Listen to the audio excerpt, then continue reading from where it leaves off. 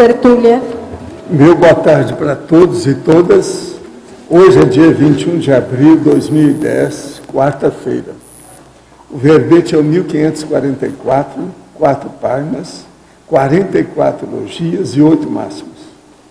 O tema é consciência harmonizada. A especialidade é harmoniologia. Definição.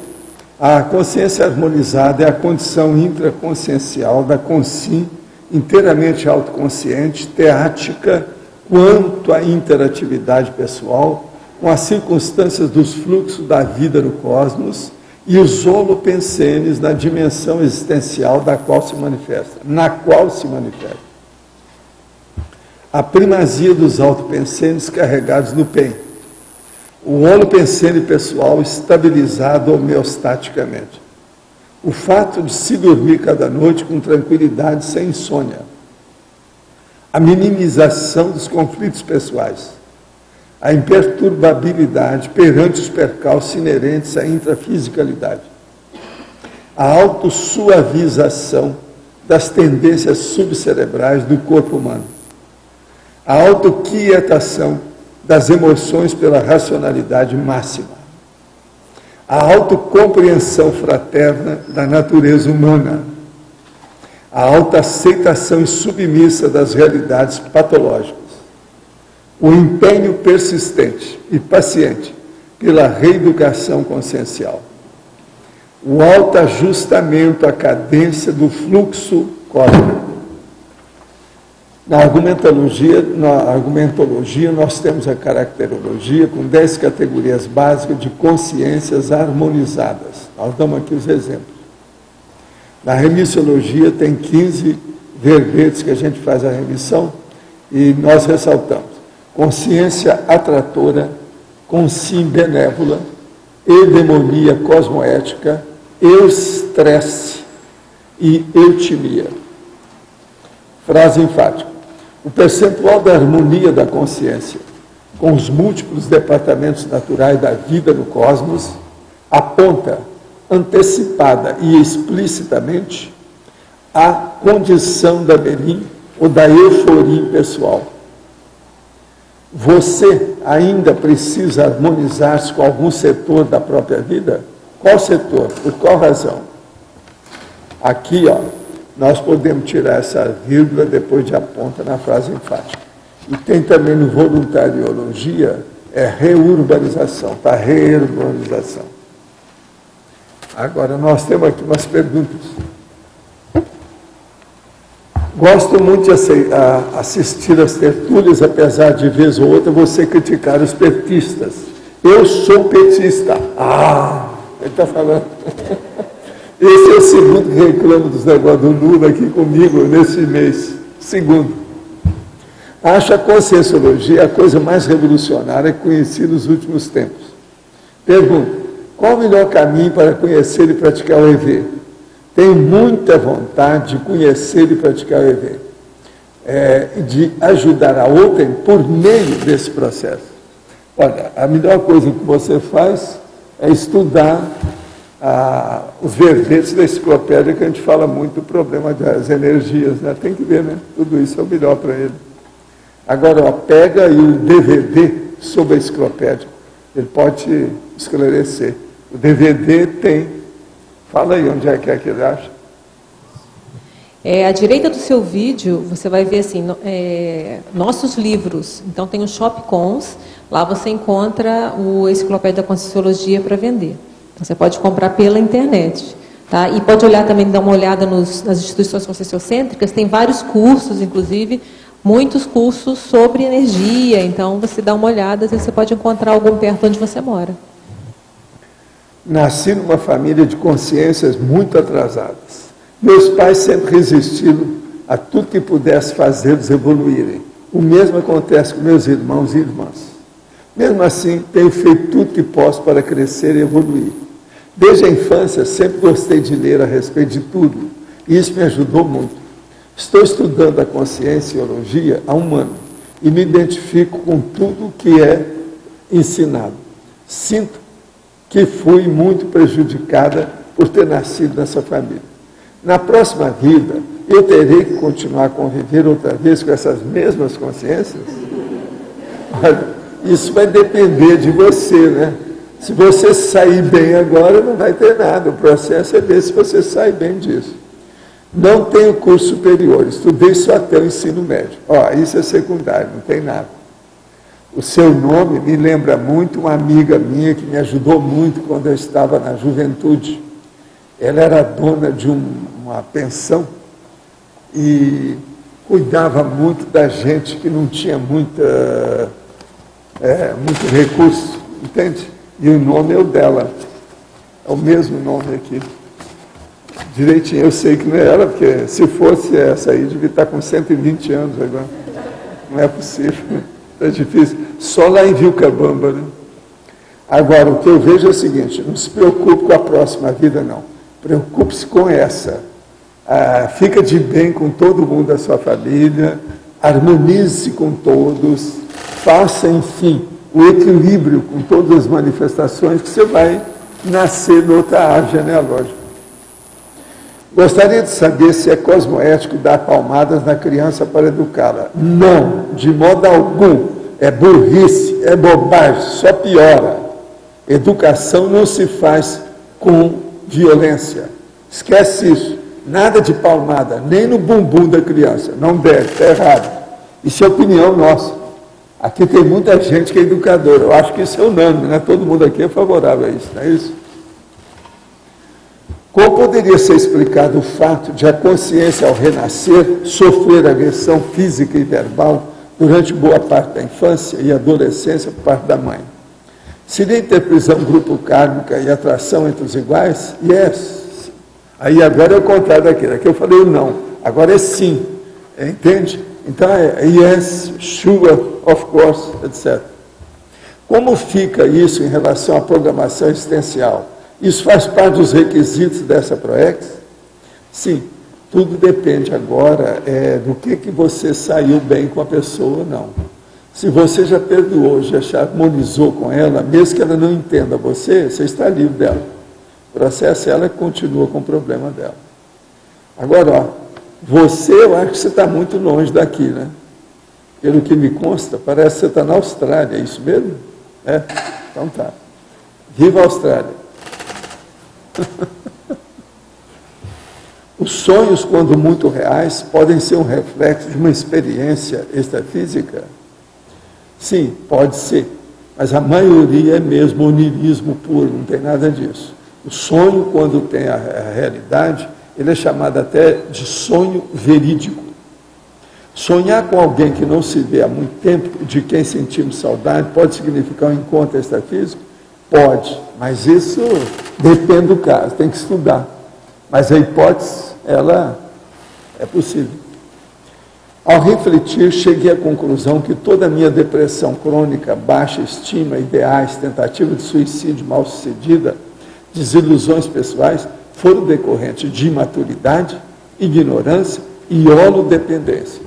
Estou realizando EV diariamente e quero me encaminhar. Iniciarei o CIP no Rio de Janeiro na próxima semana.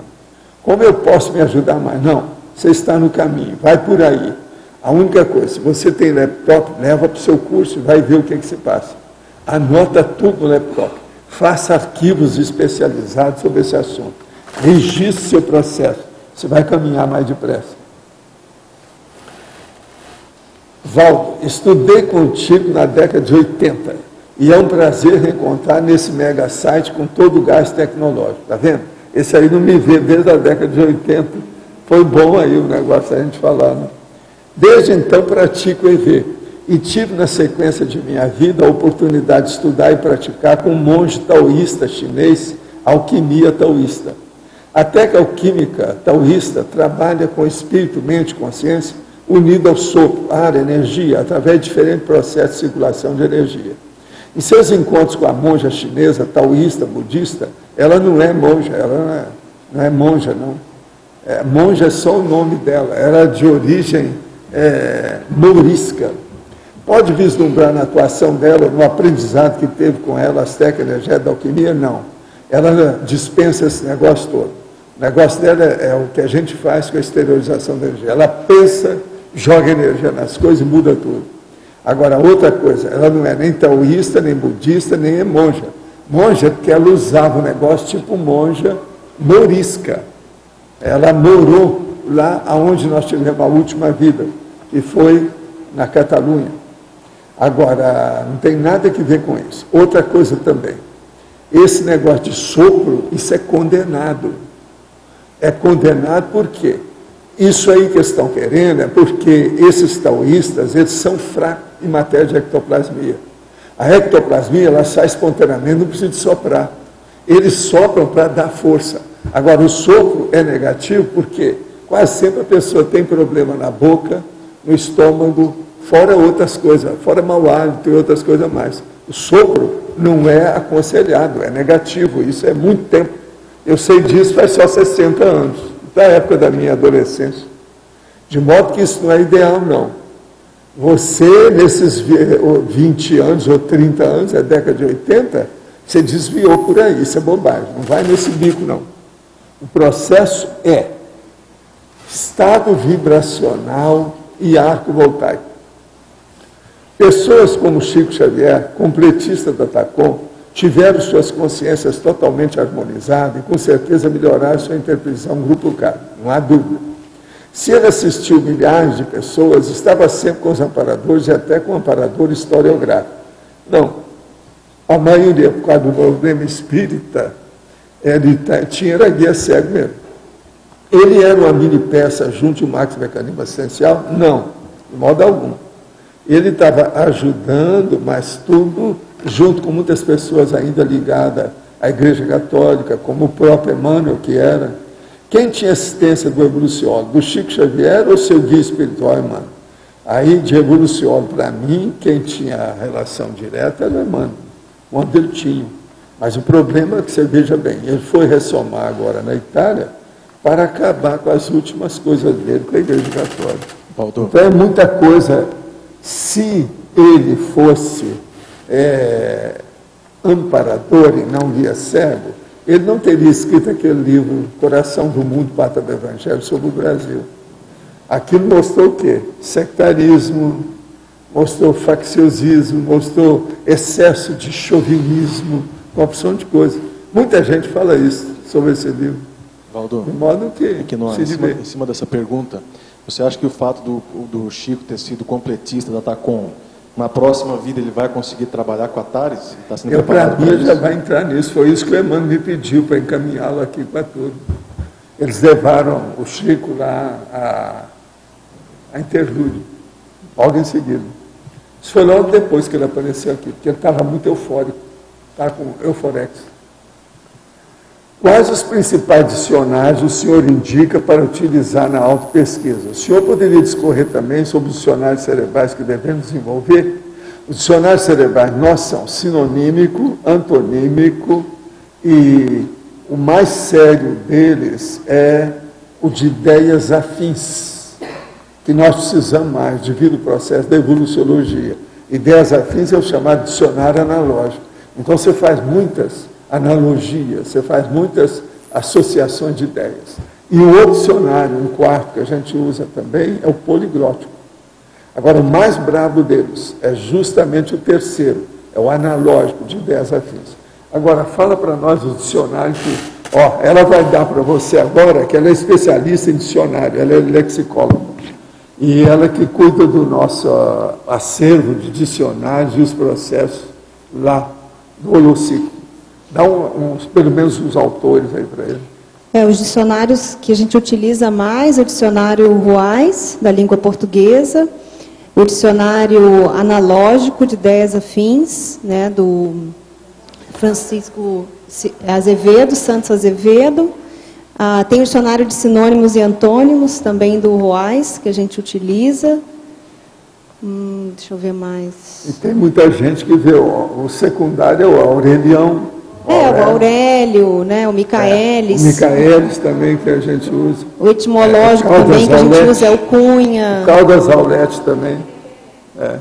O José Pedro também, no etimológico. O José Pedro é por causa da etimologia. Isso. Esse aí é o que é o básico. A gente cita muito na enciclopédia. Agora, ó, o AIS, eu conheci o AIS. Para mim, ele foi o maior em matéria de lexicólogo do Brasil. Ele cuidava muito das etimologias nas palavras, nos vocábulos. Ele é o maior dicionário que foi feito da língua portuguesa para mim. É esse dicionário dele. Outra coisa, esse dicionário dele que está reduzido, falta muita palavra. Eu estou falando aquele livrão mesmo, é um grandão pesado da Itália. Esse aqui é o bom, é o que eu uso, é um grandão. Eu não sei se aí o que está aí é esse grandão. Esse outro aí, cortaram muita palavra nele. Agora, outra coisa. O fato de, nesse ano, comemorarmos 100 anos de Chico Xavier e os 50 anos de Brasília, que é hoje, por sinal, é pura coincidência ou há sincronicidade? Não, sempre tem sincronicidade em tudo, né? Qual foi a relação existente entre Tiradentes e JK? Foram a mesma pessoa ou ele tem relação com os outros inconfidentes que conseguiram escapar da forca? Parece que ele tem relação com esse povo, que é tudo de Minas Gerais. Mas a gente não sabe como é que é, não. Isso aí tempo que se falou. Quem comunicava e dava as orientações para fazer Brasília não é nada desse povo, era outra consciência mais viva, era um político, mas não era nada disso.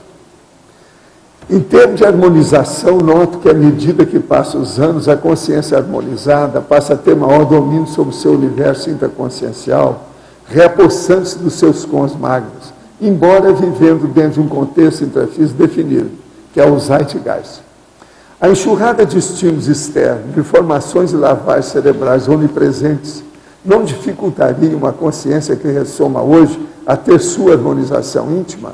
O curso intermissivo agiria como uma vacina nesse caso? Sim. E outra coisa, você tem que lembrar, se uma consciência, ela vem e ela é lúcida, ela supera todo esse processo, vamos dizer, do enxurrio de comunicações, informações e os processos tecnológicos que nós temos.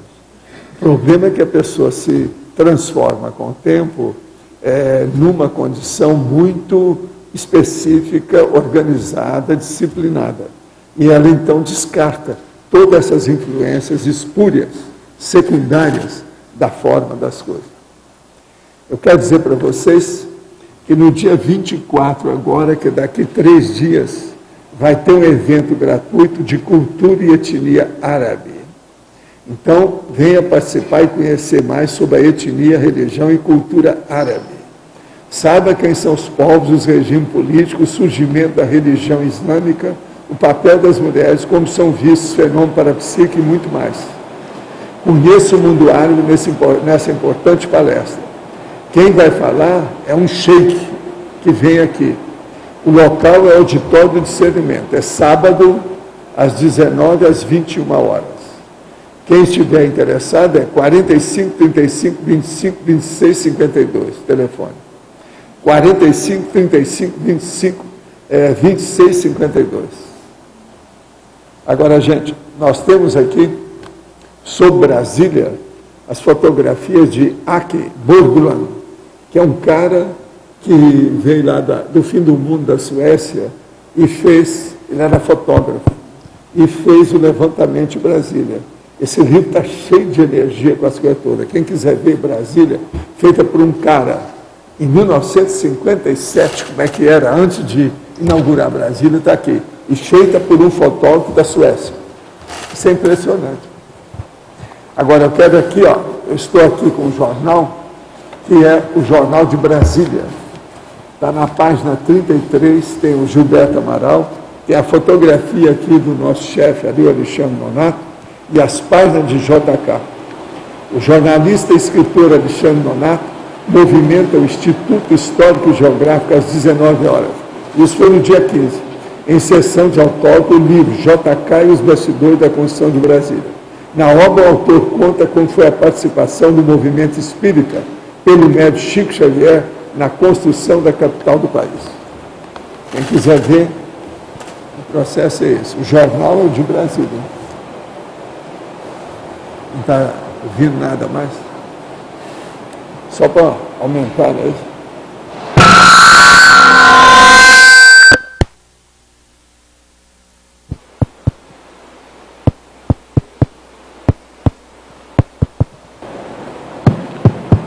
Aí, agora deu. Agora, gente, Eu queria aproveitar aqui e falar sobre os verbetes dos neo-enciclopedistas. Então, eu já vi até agora 3. E eu vou examinar aqui com vocês rapidinho, só para mostrar o que é. Primeiro é o da Adriana. O segundo verbete é o da Cátia Caporale. E o terceiro é do Munir Bassi. Todos eles estão muito bem escritos. Agora, tem algumas coisas que eu quero falar para vocês. Aonde eu tenho notado que está faltando? Falta crase, às vezes em algum lugar. A frase enfática todo mundo está errando. E isso, então, é um negócio que tem que ver. E outra coisa também, os itálicos, nem sempre as pessoas estão mostrando o lugar onde precisa. Está faltando itálico. Então, na questão da Adriana, tem lá a coisa que foi passada, que era um total que não era correto, que a gente acertou. Faltou o inicial maiúsculo de ciência. Falta datações. Tem coisa que eu acho que depois nós vamos mandar para vocês, você tem que estudar. Faltou uma crase, um acento agudo errado, uma ênfase de digitação, e 2 letras no fim soltas da frase enfática. E as iniciais do autor, que agora nós já temos. Já tem as iniciais, já tem a relação, tem tudo. Agora, outra coisa. Da Cátia. A primeira coisa. Eu já tinha escrito sobre expressão facial, e você colocou o cognato igual. Não pode. A enciclopédia só tem um cognato num determinado verbete. Não pode pôr 2. Eu eliminei. O Munir também fez a mesma coisa, eu cortei. Por exemplo, para você ver, a minha página é a 3021. É onde tem expressão facial e tem tudo sobre cognato.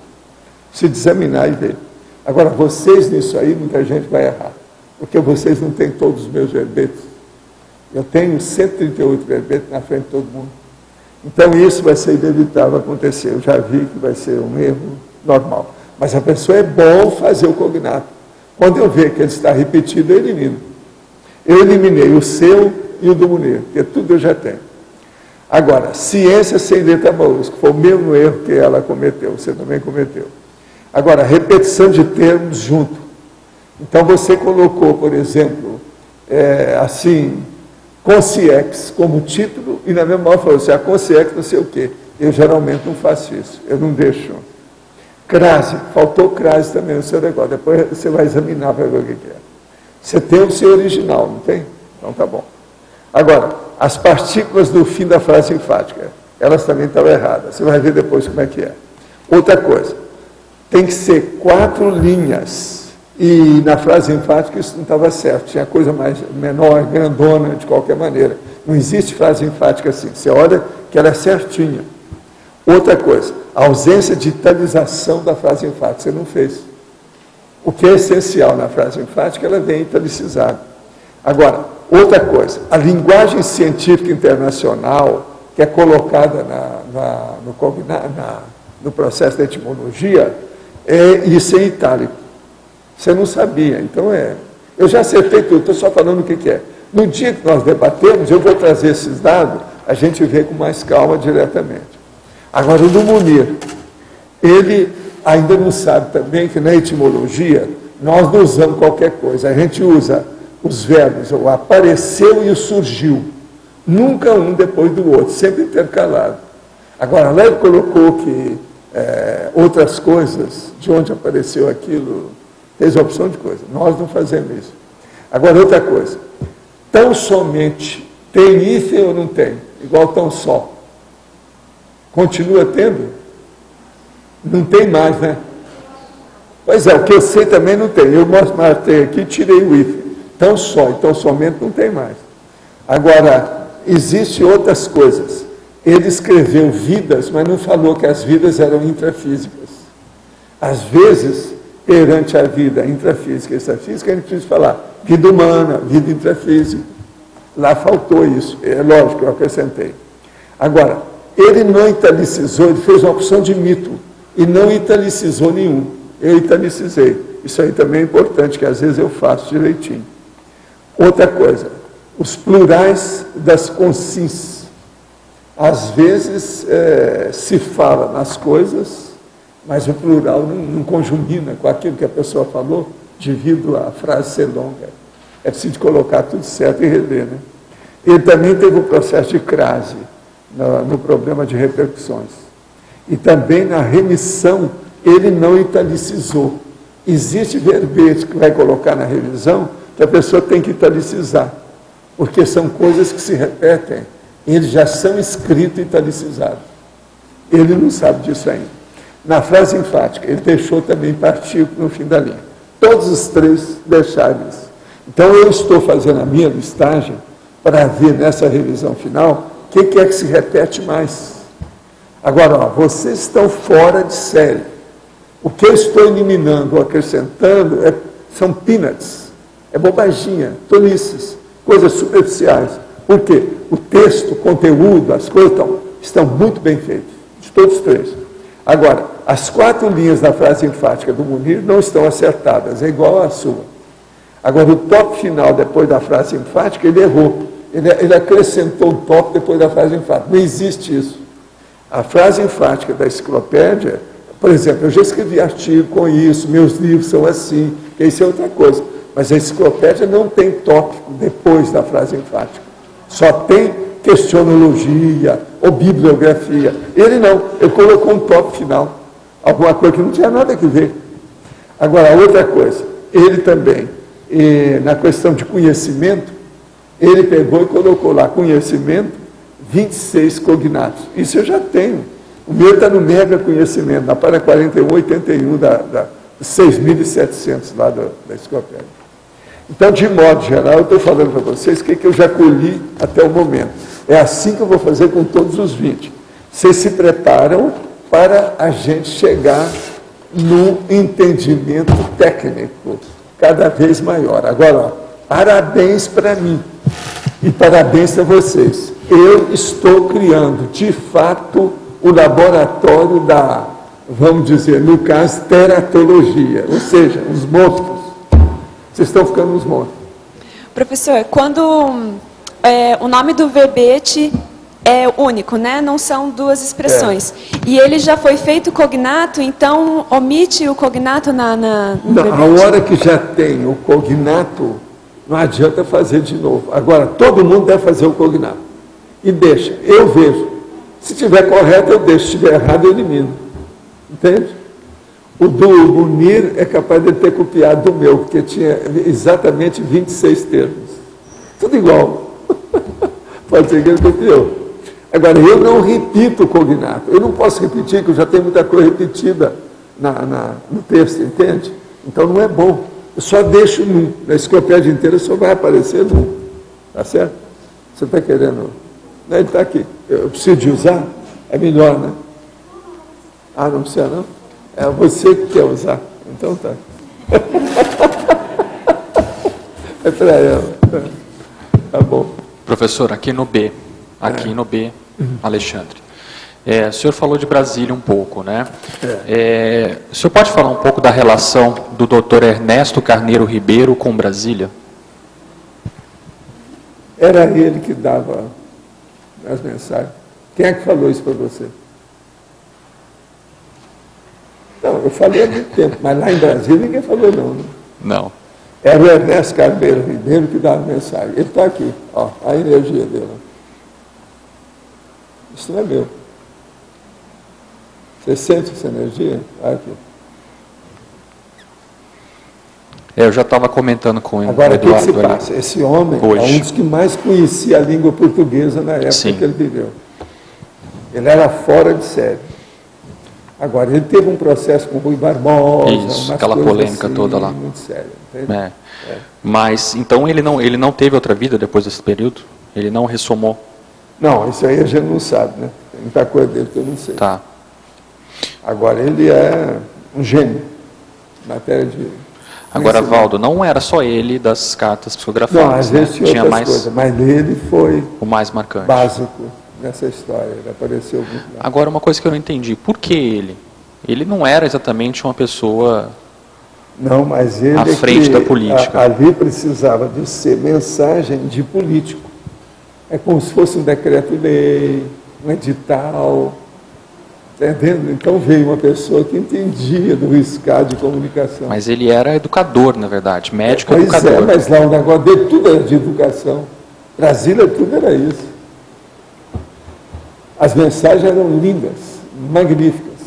O problema é que tinha que acabar com tudo, eles não deixavam. Entende? Agora, ele sempre assinava as mensagens. Sempre. Isso foi, por alguns anos, a gente viu aquilo. Agora, o que eu morro de rir é o seguinte, que esse povo tudo escreve aí, ninguém toca nesse assunto. Sim. Nunca ninguém falou nada. Essa aí é uma novidade, depois de 50 anos que a gente está falando, que nunca se falou. Agora, ele provavelmente, então, foi gente mais antiga da política do Brasil. Foi. Ele é da turma dos portugueses, antigo, Sim. desde a descoberta do Brasil. Isso eu sei. Tem os dados Eu já dele sei, todos já no vi. Wikipedia, Valdo. Tem os dados dele todos na internet, quem que ele foi, a foto dele, tudo certinho. Uma grande personalidade, assim. Valdo, eu queria fazer uma pergunta sobre isso. O Chico, ele ajudou nesse processo todo, na psicografia e tal. Ele tinha alguma relação com as consciências que incorporavam nele, ou que passavam as mensagens da psicografia? Tinha o quê? Eu não entendi. Relação com as consciências, por exemplo, com Ernesto Carneiro Ribeiro? Não, as relações nós temos, que você vai ter relação com esse monte de gente. É o problema. Mas do apenas. passado, isso ajudou ele, não? Não, tem coisas, né? Mas nós todos já tivemos, né? Isso tudo é uma equipe, né? A turma do Juscelino. A gente chamava que era a turma do JK. Na intimidade a gente falava que era o Nonô Pé de Valsa. Entendeu? Nonô Pé de Valsa, porque ele gostava demais de dançar. E ele sentava, mesmo nos lugares que ele ia, tirava o sapato e deixava os pés de fora. Ele tinha um processo na pré-Kundalini. Entende? Agora, Nonô Pé de Valsa, porque sempre, desde moço, ele gostava de dançar. E Nonô era o apelido familiar dele. A mamãe dele chamava ele de Nonô. Ela foi lá e ainda falou, não, isso é loucura do Nonô. Paulo, agora, o passado do Jofre Leles, né, que era o coronel lá, o Jofre Leles e o Nélio Cerqueira, tinha relação com essa consciência, com Tem o relação Ernesto? com todos nós. O Jofre é de casa. O Jofre tinha relação com o Chico, comigo, é coisa do passado, ele sabia disso. Porque ele que foi Da turma dos coronéis era o mais chegado a gente. Era o Jofre Leles. E outra coisa, era o mais culto deles. O cara estudava demais. Todos eles eram tenentes-coronéis, alto nível. E todo mundo chegado ao Juscelino. Agora, o Nélio, eu vi o livro dele. É muito engraçado. É a cara dele, o livro é a cara dele. As piadas, o modo diferente. Ele era aquilo. A filha dele falou, né? Foi alguém da família que falou que ele era um irônico suave. Para tudo. Tudo ele tinha ironia, tudo ele via. Ele era assim. Era o jeito dele. Agora, todo mundo gostava dele, ele tinha muita amizade. Esse povo todo era muito chegado uns aos outros. A gente de alto nível. Agora, no livro lá do Nélio, ele fala sobre o Xandico lá de Uberaba, o Dom Alexandre, os processos de Uberaba, uma opção de coisa. Valdo, aproveitando os 50 anos aí, lá em Brasília o pessoal está avaliando assim, a questão do Aécio Neves como se fosse um predestinado tipo Juscelino, assim. Está rodando essa informação nos restaurantes lá e tal. Pelo fato dele, da última convenção que teve lá do PSDB, ele ultrapassou assim, mostrou processo de estadismo, conciliou uma série de questões, o discurso dele foi um discurso que uniu o PSDB, aquela coisa toda lá. E eles estão dizendo, até levantando essas possibilidades lá no processo espiritual de Brasília, lá, que a gente conversou com algumas pessoas, que ele já ele vai ser o presidente, se o Serra ganhar, que não necessariamente ele iria assumir, umas conversas assim. Você acha que nesse processo, o Aécio, ele tem esse processo mesmo, ou isso é mais uma questão de marketing? Não, é mais o processo de Minas Gerais. De Minas. O Minas Gerais, você sabe, aquilo ali é uma base política muito forte. E esse povo todo é de lá. É o meu caso, o caso do Chico, nós todos somos de Minas. E a terra que cedeu mais a argila para fazer Brasília, tudo é Monte Carmelo. Agora é tudo de casa. Por isso que a gente conhecia esse povo todo. Tem saída.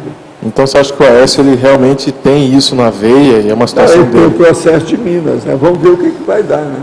Depende agora dele aí, a situação política, etc. Ele tem chance. O que ele fez lá e o que está fazendo em Minas Gerais é simplesmente impressionante. É só ir a Belo Horizonte para ver. Revolucionou a cidade, como eu nunca vi cidade nenhuma brasileira fazer aquilo. É impressionante aquilo. Muito sério. As coisas que eu vi em Belo Horizonte. Quando eu fui lá para fazer aqueles exames.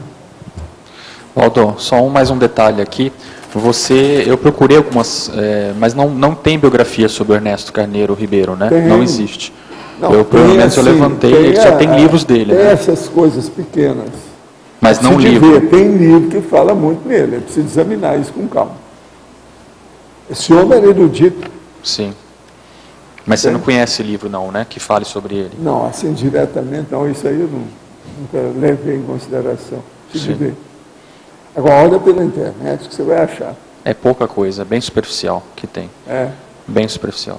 O que tem são os livros dele, né? Mas Ele tem, fez pois os tem os livros dele, tem as relações de outros livros que se referem a Isso, eles. Tudo é. tem que ver. A bibliografia sobre ele também, que não é assim pequena, tão pequena, não. Precisa examinar. É dele existe, agora sobre ele é pouca coisa. Biografia ou então alguma coisa falando sobre, pelo menos o que eu vi até agora, né? O homem era fora de série. É. Agora, o que você acha que ele está fazendo? O que você acha que ele está mexendo atualmente? Você acha que ele tem O processo dele é de educação. de Educação. educação, né? É isso que nós chamamos da reeducação. Esse povo todo está muito empenhado nisso agora. Você acha que ele tem gabarito para curso intermissivo? Para mim, eu já fez. Já fez, né? Por isso É que está interessante. aparecendo. Outra coisa. Quando o Chico esteve aqui, que apareceu o outro sair com ele, o Ernesto Carneiro Ribeiro estava aí. Estava aí também, né? Eu vi. Entende? Entendi. E para a fatologia, terceira linha, o autoajustamento à cadência do fluxo cósmico. O que uma pessoa pode experimentar, fazer no seu dia a dia para fazer esse autoajustamento? Poderia emitir algumas opiniões ou sugestões do que fazer e do que não fazer? Olha, a primeira coisa é saber usar as energias de maneira harmonizadas. Se a pessoa faz isso, ela entra na cadência do fluxo cósmico. Agora, para harmonizar as energias, a primeira coisa que a pessoa tem que fazer é fazer a retilineidade da autopensionização. Ela pensar com equilíbrio. Agora, equilíbrio se mantendo nas coisas principais que ela decide. Mostrar maturidade naquilo que ela faz. Essa maturidade praticamente é o que ajusta a consciência à cadência do fluxo cósmico. De modo que pensa nisso. Pensenidade, a intenção boa, a vontade decidida, auto-organização. Em fatologia, quarta linha, a autoinquietação das emoções pela racionalidade máxima. Qual a utilidade dos dias de hoje do silêncio e da pacificação interna? Qual a utilidade deles para a evolução da consciência? O que você faz para sair desse estado de autoinquietação, caso o tenha? Olha, a autoinquietação é que dá o processo da euforia. A euforia, que nós chamamos de euforia, que é euforia intrafísica, é preciso ter cuidado, porque lá, depois de determinada manifestação, ela pode ser negativa. Tem que ir com calma. Isso é uma condição, vamos dizer, aparentemente contraditória. Ela é totalmente paradoxal. E outra coisa, a pessoa tem a racionalidade máxima e ela fica inquieta com aquilo que ela sabe. Isso é uma das piores, ou um dos piores paradoxos que pode existir dentro da intraconsciencialidade da pessoa. Agora, por exemplo, uma coisa séria é você se aquietar. Existem umas técnicas para segurar esse processo da quietude íntima. Um deles sério, que a gente pode levar em consideração, é justamente a imobilidade física virgem. É um negócio de você tem muita ideia, mas você não treme. O seu sistema neurovegetativo, simpático e parasimpático, ele fica adormecido. Você domina até um certo ponto. E é uma coisa que normalmente nós não dominamos. Porque ele age por si. Vocês sabem que todos esses processos, eles agem independente da vontade da pessoa. Seu coração bate independente da vontade da sua vontade. Seus pulmões. Você tem um fole que é independente de você. O sistema neurovegetativo comanda uma opção de coisa disso aí. E isso é independente de você. Agora, com o passar do tempo, você domina isso até um certo ponto. Que é o processo orientalismo, muita coisa que eles fazem é baseado também nisso. É um certo domínio desse processo. Então, a alta inquietação das emoções pela racionalidade máxima é feito por essa primeira coisa, é o raciocínio, é a maturidade da pessoa. Não tem outro jeito, não. Agora, uma coisa é o seguinte, aquiete-se, relaxe. A relaxação psicofísica muscular progressiva é a melhor coisa que tem. Eu já expliquei isso tudo, tem lá no Projeciologia como é que a gente faz. Do ponto de vista prático, direto, é isso aí, a imobilidade física vídeo que ajuda mais depressa a pessoa. Li recentemente o livro de Eckhart Tolle, Praticando o Poder do Agora, em que o autor fala da paz em decorrência de estar plenamente presentes no aqui e agora. A prática do EV também consegue me remeter ao aqui e agora, e a uma consciência maior de mim mesma. Poderia comentar um pouco sobre a relação entre agora e a consciência harmonizada?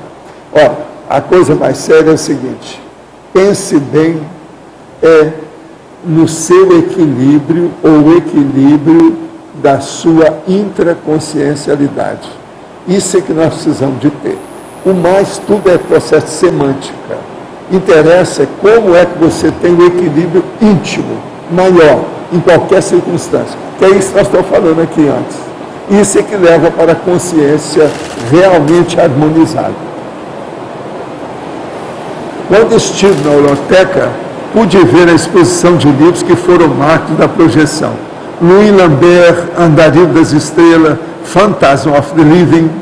Entre esses havia um chamado Teoria das Ideias de Platão, cujo autor é David Ross. Gostaria de saber o porquê da seleção desse livro, o que há de especial nele. Olha, é bom você pegar e ler, o livro é pequeno, dá uma examinada que você vai ver que tem sua razão.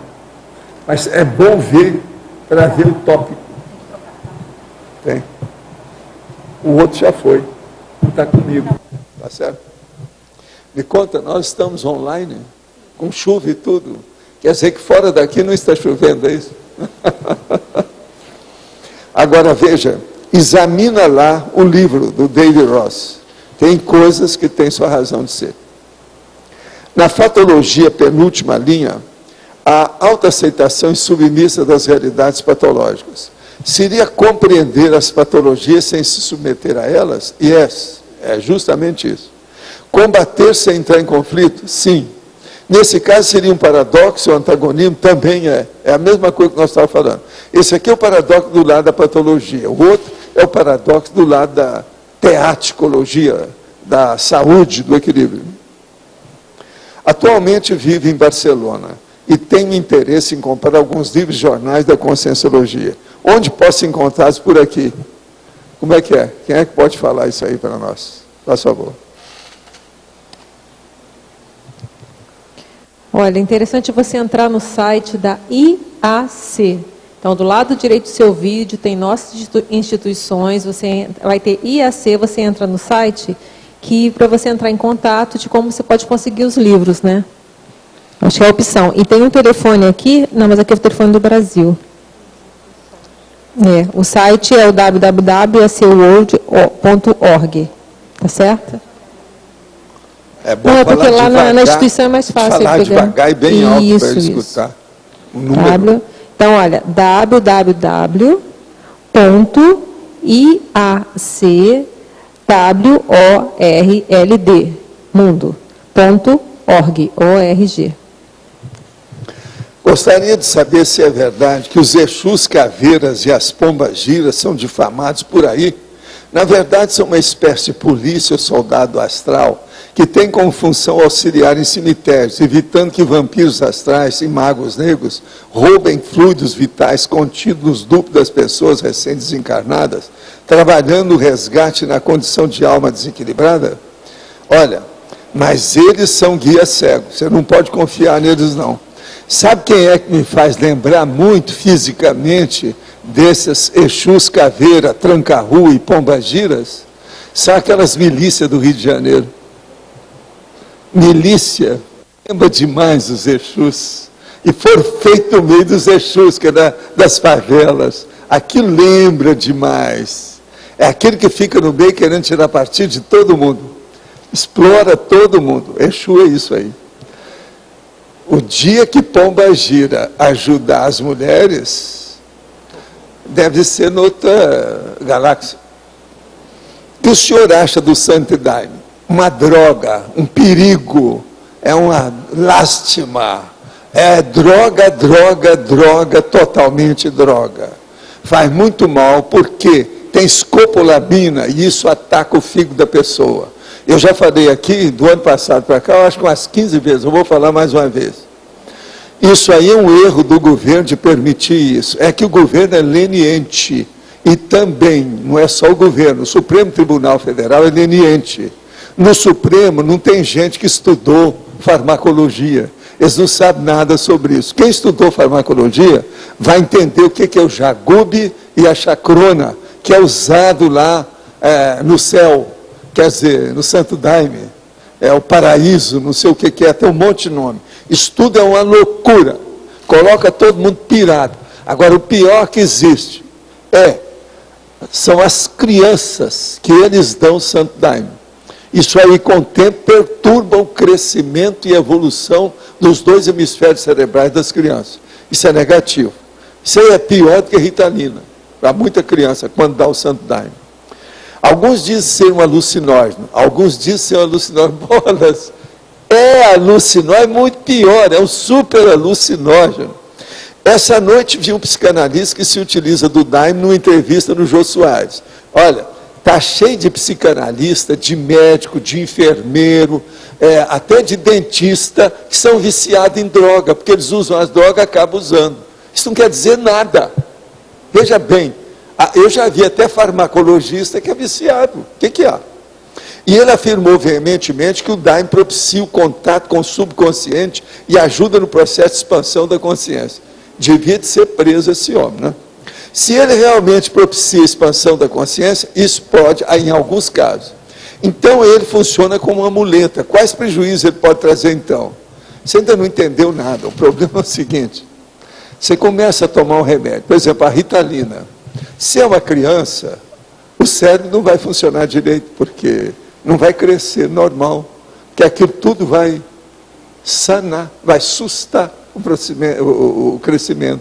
Devido ser a neurotransmissão do processo, os neurotransmissores na ideia, na cabeça, na memória, o problema todo. Quer dizer, eu recomendo às pessoas que fiquem em dúvida sobre isso para estudar farmacologia. Tem um monte de livro.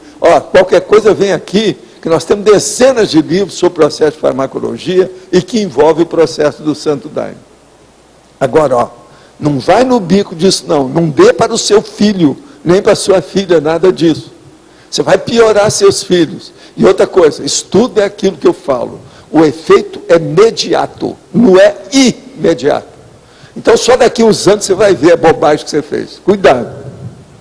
Vimos hoje o caso representativo sobre a pergunta se devemos ou não educar as crianças com palmadas ou não. A minha pergunta é: desde cedo associamos organização, ordem e disciplina com processo violento e agressivo.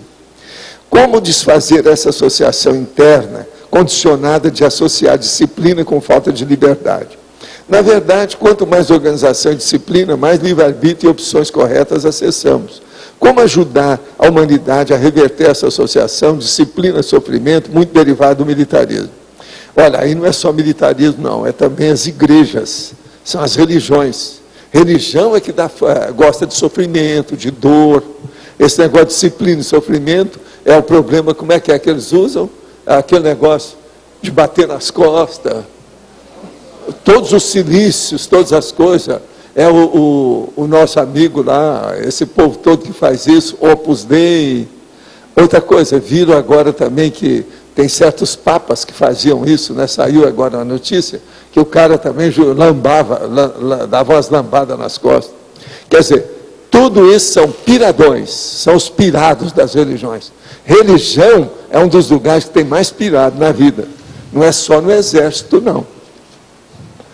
O projetor consciente ingressa nas esferas extrafísicas e vê a verdade espiritual frente a frente, sem subterfúgios ou enganos.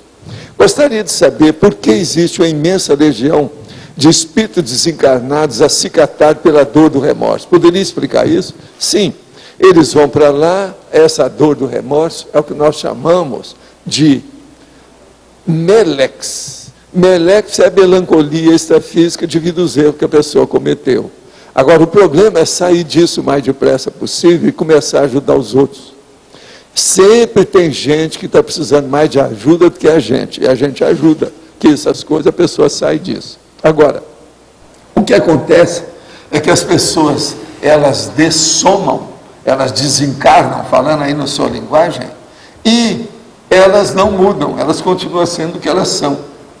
Então, se cometeram muita tolice, muita coisa, aquilo começa a acicatar a consciência da pessoa.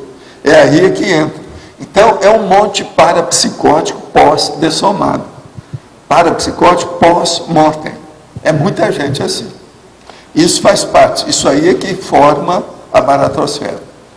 Hoje estão sendo atendidos em maior número, de maneira mais eficaz e em maior número, quer dizer, de uma maneira mais expansiva, o trabalho de assistência, através da reumanização extrafísica. Desde que me dei por gente, tenho desconforto no pescoço. Inexplicavelmente, roupas que ficam em cima do pescoço sempre me incomodaram. Sorte que profissionalmente precisei pouco usá-las. De vez em quando me percebo com a mão no pescoço, inclusive na hora de dormir, como se fosse protegendo. Recentemente, em contato com a Conscienciologia, venho tentando trabalhar com minhas energias e tenho percebido um acirramento desse condicionamento. Poderia comentar se esse fato tem alguma relação com o meu laringe-chakra e minhas vidas passadas? Olha, eu já vi um caso desse, eu não estou falando que é o seu, mas é só para você pensar. Eu já vi um caso desse que a pessoa tinha passado e morreu na forca. Agora, o que se passa? Isso deu um processo no pescoço dela. E ela, com o tempo, ela lembrou do fato. Quando ela lembrou, o negócio desapareceu, não incomodou mais. Outra coisa, é bom você examinar, porque a área do pescoço pega a nuca. A nuca é o processo de assédio que eles fazem mais na cabeça. Examina isso, começa a mexer com o estado vibracional, que você vai superar o problema do pescoço. Outra coisa, essa nossa moça que trabalha com dor aqui em Foz, é especialista nesse processo de dor e desconforto. Pois é, agora eu não estou mais aqui com o telefone e as coisas dela. Ele aí, ó, seria bom era entrar em contato com ela. Porque tem até aquele livro sobre o pescoço que eu mostrei aqui para vocês, vocês viram? Ele devia de ver o livro. Ela está aí? Ah, ele está aí. Fala aí os dados sobre o processo. A Michele hoje ela está viajando, né? Mas o telefone da clínica dela é 45 3025 2064. Michele Pontes. O processo é que ela está fazendo a técnica que mais funciona nisso aí. Tem até um livro do autor sobre o problema do pescoço. Na projeção da consciência, o mental soma, espírito, a consciência em evolução, sai do corpo. Ou é apenas uma projeção energética, ficando a consciência distrita ao soma? O perispírito é o mesmo que o energossoma? Não. Está tudo furado isso aí que você está falando. Vamos esclarecer isso aí. O que a gente pensa? Olha, o que eu falo é só informação. Eu não quero convencer ninguém não, tá? Vamos entender bem isso. A pessoa sai do corpo e ela descoincide os veículos de manifestação da consciência. O holossoma, então, ela descoincide, ela desconecta o processo. Ela sai mesmo, e o cérebro fica vazio de consciência. Vê se me entende. Agora, pode chegar um ponto que ela pode deixar até o perispírito no corpo e sair só de mental soma. Perispírito é a mesma coisa que psicossoma. Psicossoma é o corpo dos desejos. Posso? Pode tirar. É o corpo dos desejos ou das emoções. Esse é que é o perispírito de Allan Kardec, que é o psicossoma, que a gente mesmo recebeu mensagem do André Luiz sobre isso. Então, o psicossoma que a gente fala lá, nas mensagens que eu recebi, que o Chico recebeu, é o mesmo que eu falo aqui, é a psicossomática. Aquele não é bem o perispírito de Allan Kardec, não. Aquilo já era um avanço para mostrar a renovação do espiritismo. Nisso aí a gente conseguiu, porque está lá nos livros e eles publicaram. A Federação publica até hoje, falando sobre psicossoma. E falando também sobre os centros de energia, que são os chakras. Mas ninguém levou isso para frente. Não pode levar, porque Allan Kardec não falou, quer dizer que lá está tudo parado no tempo. Não há ciência, não há pesquisa, não há investigação no espiritismo. Agora, então, vamos entender bem. O perispírito é a mesma coisa que o psicossoma. Agora, o energossoma é apenas a ligação de energia que existe entre o psicossoma e o soma, que é o corpo humano. Vamos entender que você vai ver tudo com calma. Seria bom você ver os meus livros aí, que a gente explica isso com mais detalhe. Essa palestra no dia 24, sobre a cultura islâmica, poderá ser online? Cadê a turma da palestra? Pode ser online? Eles estão perguntando aqui. De qualquer maneira, se não for, eles vão filmar tudo. Depois eles podem fazer um dividido. Isso tudo vai aparecer online oportunamente. Poderia esclarecer na fatologia, a penúltima linha, a autoaceitação e submissa das realidades patológicas? E na parapatologia, o autoentrosamento, a mecânica evolutiva multidimensional. Olha, autoentrosamento, a mecânica evolutiva multidimensional. Isso aqui que nós falamos é o problema da inteligência evolutiva. Nós temos o valor do nível da inteligência evolutiva que a gente dispõe, que a gente vivencia. A inteligência evolutiva é aquela pessoa que já entende um pouco de toda a estrutura do mecanismo e do arcabouço que compõe a vida no cosmos. A maioria das pessoas que fizeram o curso intermissivo já vem com as ideias mais avançadas sobre isso. Por isso que elas admitem os nossos princípios da conscienciologia. É um problema da pessoa começar a estudar e ver. De modo que a mecânica evolutiva multidimensional, que mexe com várias dimensões, isso a pessoa asculta mais e fica sabendo pela inteligência evolutiva, que é um princípio básico, uma coisa muito séria, e que é uma das, vamos dizer, aulas iniciais do curso intermissivo. Valdo, aqui, Arlindo, aqui. Pode falar. Você tinha falado para o internauta sobre como que se chega à consciência harmonizada. Tinha falado em raciocínio, relaxamento e mobilidade física vígida. Eu queria saber os detalhes disso tudo e outras variáveis que podem interferir para se conseguir essa autoinquietação, essa harmonização. Autoinquietação, a primeira coisa que a gente tem que fazer é a imobilidade física vígida.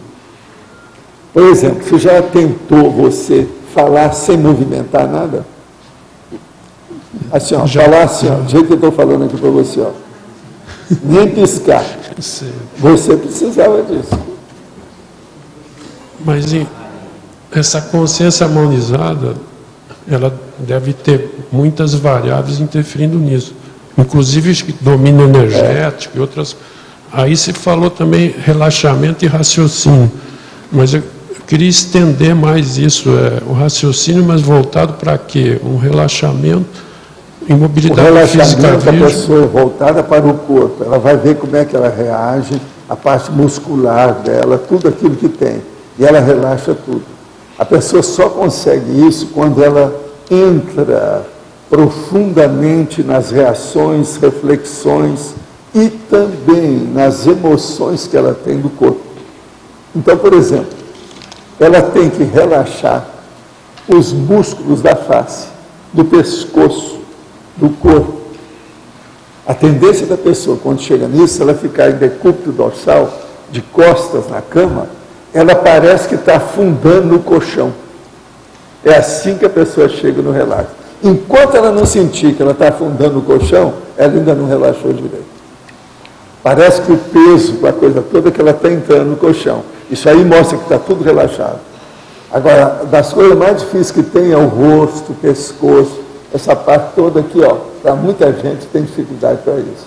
Então arranja um travesseiro, segura bem a cabeça, fica tudo relaxo, abre as pernas, fica bem quieto. Agora, com o tempo, isso fica tudo automático. Em alguns segundos a pessoa entra nesse estado, na mesma hora ela está aí. E eu sou capaz de fazer isso, daqui a pouco eu estou descoincidido. Há muitos anos que eu já faço isso. Agora, veja, essa técnica, ela é internacional, funciona, ninguém discute isso mais, é ponto pacífico desde a década de 60. Todo mundo sabe. Isso é uma das técnicas para a psicologia. O relaxamento é o mesmo que existe para as técnicas também de projeção, que já existe no projeto. Projeção, tudo começa pelo relax. Se a pessoa está com muita ação, ela gosta de ver filmes de ação, ela vive fazendo artes marciais. Essa pessoa jamais vai conseguir isso direito. Ela tem que sair disso. Então ela passou pelo outro lado. Entende? Isso aí é totalmente antípoda. É outro extremo. A situação não é a mesma. Agora veja, uma pessoa que tem essa movimentação toda, ela é dominada pela miologia, quer dizer, pelos músculos do corpo. Então, não tem saída. A maioria dos esportistas, povo todo é dominado por isso. Eles não sabem relaxar. Então, para relaxar, geralmente eles bebem, arranjam alguma coisa nesse sentido, porque não relaxa. Agora a dúvida Tem maior... cara desse que não relaxa nem na relação sexual. A dúvida maior é em relação ao raciocínio, porque aí é uma coisa bem ampla. Ele Pois pode é, mas o raciocínio é o seguinte, autorreflexão. o raciocínio, ele exige que haja um amortecimento e uma calmia dos músculos do corpo da pessoa. Se você ficar assim, e você está pensando, isso não existe. Tem que acalmar o corpo, senão não adianta. As células não permitem, os nervos estão pulando, a adrenalina está agitada. Mas A adrenalina é aquilo que no Law and Order, essa semana, a dona principal lá, estava lá com um revólver na cabeça do cara, que era um fuzileiro. Ou você tira, e que ele estava querendo bater no amigo dele. Então, aí depois o cara vira e fala assim, você é um perigo, você está vendo a adrenalina, o que fez com você? Daí a pouco você ia me dar um tiro, você ia me matar aqui. E era para defender o outro cara. Eles falam isso tudo. E lembra ela, adrenalina, realmente adrenalina. E a detetive, a principal lá, que sofreu estupro, tal, faz poucas semanas, etc. Tal. Quando você... Todo o papel lá, a pessoa já passou por aquelas coisas todas. Todo mundo. Não tem ninguém lá que é bonzinho. Agora, quando você falou isso da autoinquietação, se usou essas três coisas. Mas não haveria mais coisas. As coisas todas é o problema da pessoa fazer 5 horas de reflexão. Então já é... Agora, no início, se ela começar a querer xingar os outros, eu sempre falo para ela, xinga o Valdo. Ele é que inventou isso. Ele tem as costas largas, pode me xingar que não tem nada. 5 horas. Isso também, mas é um processo mais longo. Agora, o que existiria em relação à energia? O domínio energético teria que entrar nisso, talvez, não sei. O domínio energético, ele vem depois, né? Ele vem depois. Por enquanto tem que dominar. Esse é o começo do começo. Muito cuidado, senão não adianta nada. Isso vem antes para depois... Primeiro a adrenalina, depois o resto. Isso é o princípio do princípio até para alcançar o... O cara é escravo da adrenalina. Domínio energético. Como é que você quer que domine a energia? Não tem jeito, que é isso. Isso é antes, está certo. Agora, os escravos da adrenalina, eles são contados aos bilhões na Terra. Bilhões. É o que tem mais. Professor.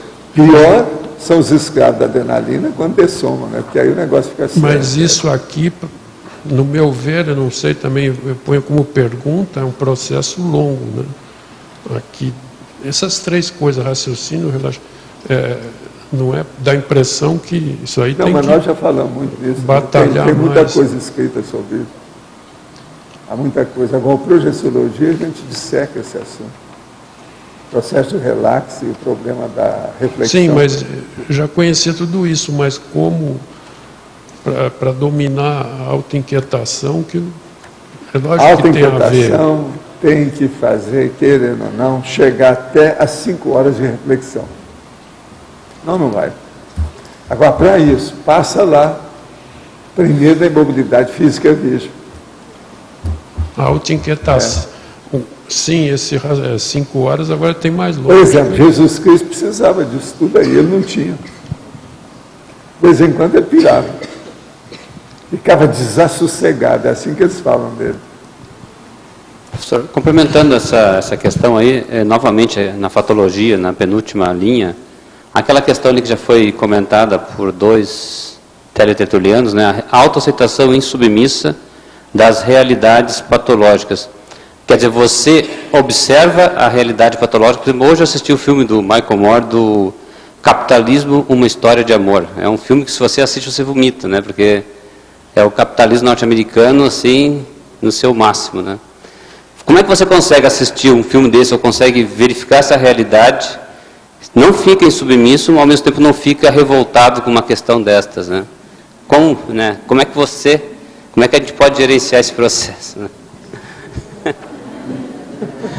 Primeira coisa, você fica olhando aquilo lá, por exemplo, você fica revoltado quando a pulga pica você? Você xinga a pulga o resto do dia? Não. É a mesma coisa. Você olha lá e fala assim, são as crianças, né? Vamos verificar bem isso. Fique velho antes da hora, arranja cabelo branco no seu pensamento.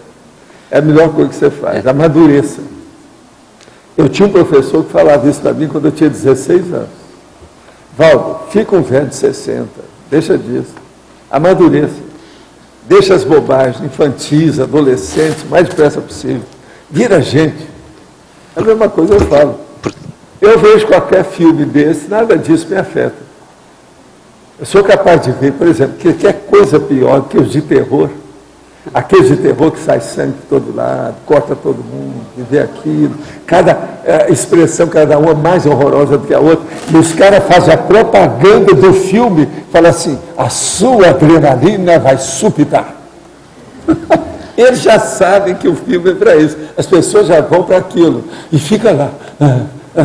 Daí a pouco dá um infarto. Eu já atendi gente que teve infarto vendo filme. É um paradoxo, né? É um paradoxo, professor. Você ficar, que nem fomenta aqui, a autoaceitação insubmissa, né? Insubmissa. Você não ser submisso àquela realidade. Você aceita ver porque você está querendo ver uma determinada discussão sobre um tema. Para chegar na discussão, tem uma opção de cenas. Você vê aquilo tudo e fala assim, bobajada, vamos deixar essa besteirada passar. Eu vejo essas coisas todas lendo. Filme não influi nada em mim. Agora, eu leio a maior parte do tempo, e leio coisa séria, eu tenho um monte de livros junto, sabe? Para ver como é que é. De modo que você faz a mesma coisa, Adélio. Você já tem gabarito para isso, sua cabeça é muito viva. É interessante observar qual é o ensinamento que você tira, né? Sem ficar com pensenes antagônicos. Gente, eu às vezes vejo um filme todo que é só besteira, só para ver uma determinada coisa que eu queria ver. Tudo isso eu já vi. Livro é a mesma coisa. E às vezes vejo um livro inteiro de besteirada, só para ver alguma coisa que tem. Uma vez eu vi aquela dona, uma pequena prostituta que tem aí, que andou escrevendo um livro. Eu vi o livro para procurar um negócio que eles falaram que ela tinha dito, até achar onde é que era. A escorpião. Mas sofistiquinha, aquela besteira só, uma meninada. Mas eu vi para ver o negócio para poder explicar para a pessoa que me pediu. Às vezes tem essas coisas, você perde tempo com coisa para ganhar outra, né? É o jeito. Professor, sim. Aqui na frente. Eu queria saber a respeito da harmonização do desperto. Você pode exemplificar para a gente o nível de conflituosidade que o desperto ainda vive? Ainda tem muito conflito. Eu acho. Pelas coisas, porque eu não sou desperto nesse nível para me falar nisso. Mas agora, pelas coisas que eu analiso até hoje, os conflitos que aparecem mais sérios são principalmente no processo dos impasses, dos dilemas da assistência. A hora que você sabe que aqui tem uma coisa que você não sabe o que está ocorrendo. Se você soubesse esclarecer tudo, você não sabe, mas você precisa de ajudar. Aí vem o impasse. Na dúvida, você deve se abster. Eu ajudo ou não ajudo? Aí já tem um conflito assistencial. Esse conflito, eu mesmo passo por ele de vez em quando. Entende? Tem coisa que eu acabo com o conflito porque os amparadores me ajudam. Eu estou para falar uma coisa que está na ponta da língua aqui para falar. Aí eu falo assim, não. Aí eu recuo. Fico quieto, fico na minha. Volta a minha insignificância. Tem um monte deles. Isso, a hora que eu cheguei à conclusão que devia falar, que você pensar, eu já tinha estudado. No entanto, eles ainda vêm e falam assim, não, fala. Eu não sou bobo. Uma mão assim, ó, alto lá, sabe? It's enough. Quer dizer, é o bastante, chega. E ainda existe algum conflito egocármico? É de alta Não, série. nas minhas coisas não, porque eu abro mão de tudo, né? Eu não tenho nada para perder, eu não quero nada para mim mais. Eu não preciso de nada, em tese. Eu não tenho mais sonho dourado nenhum de consumo. Tudo eu deixo para o macromecanismo. Quando eu ver uma coisa, eu falo assim, vamos ver qual é o sonho dourado de consumo do macromecanismo. Que é deles, não é o que eu escolhi. Agora, é lógico, eu estudo as coisas, procuro reformular tudo que eu tenho para ficar com aparelhos, instrumentos, o ferramental melhor, tecnicamente. Isso é outra coisa. Mas eu não tem nada assim que eu preciso. Você está entendendo? Diretamente. Há muitos anos que eu sou assim. Isso eu aprendi muito cedo. Eu já era assim, no movimento espírita, sem ter muita coisa. Depois que eu saí e arranjei o meu pé de meia, eu continuei do mesmo jeito. E quais seriam os últimos conflitos que a consciência vai enfrentar para passar do grupo karma para o polikarma? Olha, a primeira coisa séria mesmo que a gente vê é a pessoa pegar a TENEPS, porque na TENEPS ela começa já a funcionar com polikarma, vamos dizer, praticamente forçada. Ela nem sabe o que é isso e já começa a funcionar assim. Tem gente que começa a praticar a TENEPS e caminha bem, tem resultado com aquilo, e ela nem sabe o que é polikarma. E ela já começa a funcionar. Por quê? Ela já está ajudando os outros sem saber quem ela está ajudando. Ela não vê, aquilo não tem o retorno em cima dela. Não há ressonância. Você está entendendo do processo? Não há eco daquilo que vai ressoar para ela ficar sabendo. Então, isso tudo já é polikarma. Então, o que eu vejo para mostrar na prática, uma das coisas mais sérias que tem, talvez seja a TENEPS. Né? Você queria falar? Sim. O processo do autoassédio, o desperto já não tem mais isso, né? Culpas e não, essa bobagem não tem mais, mas mesmo assim, existem os outros conflitos que dizem respeito às pessoas. É isso que eu estou falando. O que você vai decidir?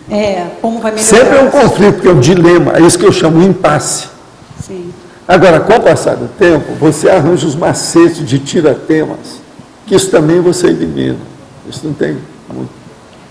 Eu, por exemplo, você sabe atualmente, por exemplo, eu desejaria melhorar a lástima e a pena que eu sinto de certas pessoas que não compreendem o que a gente faz. Sim, sim. Você estava falando isso.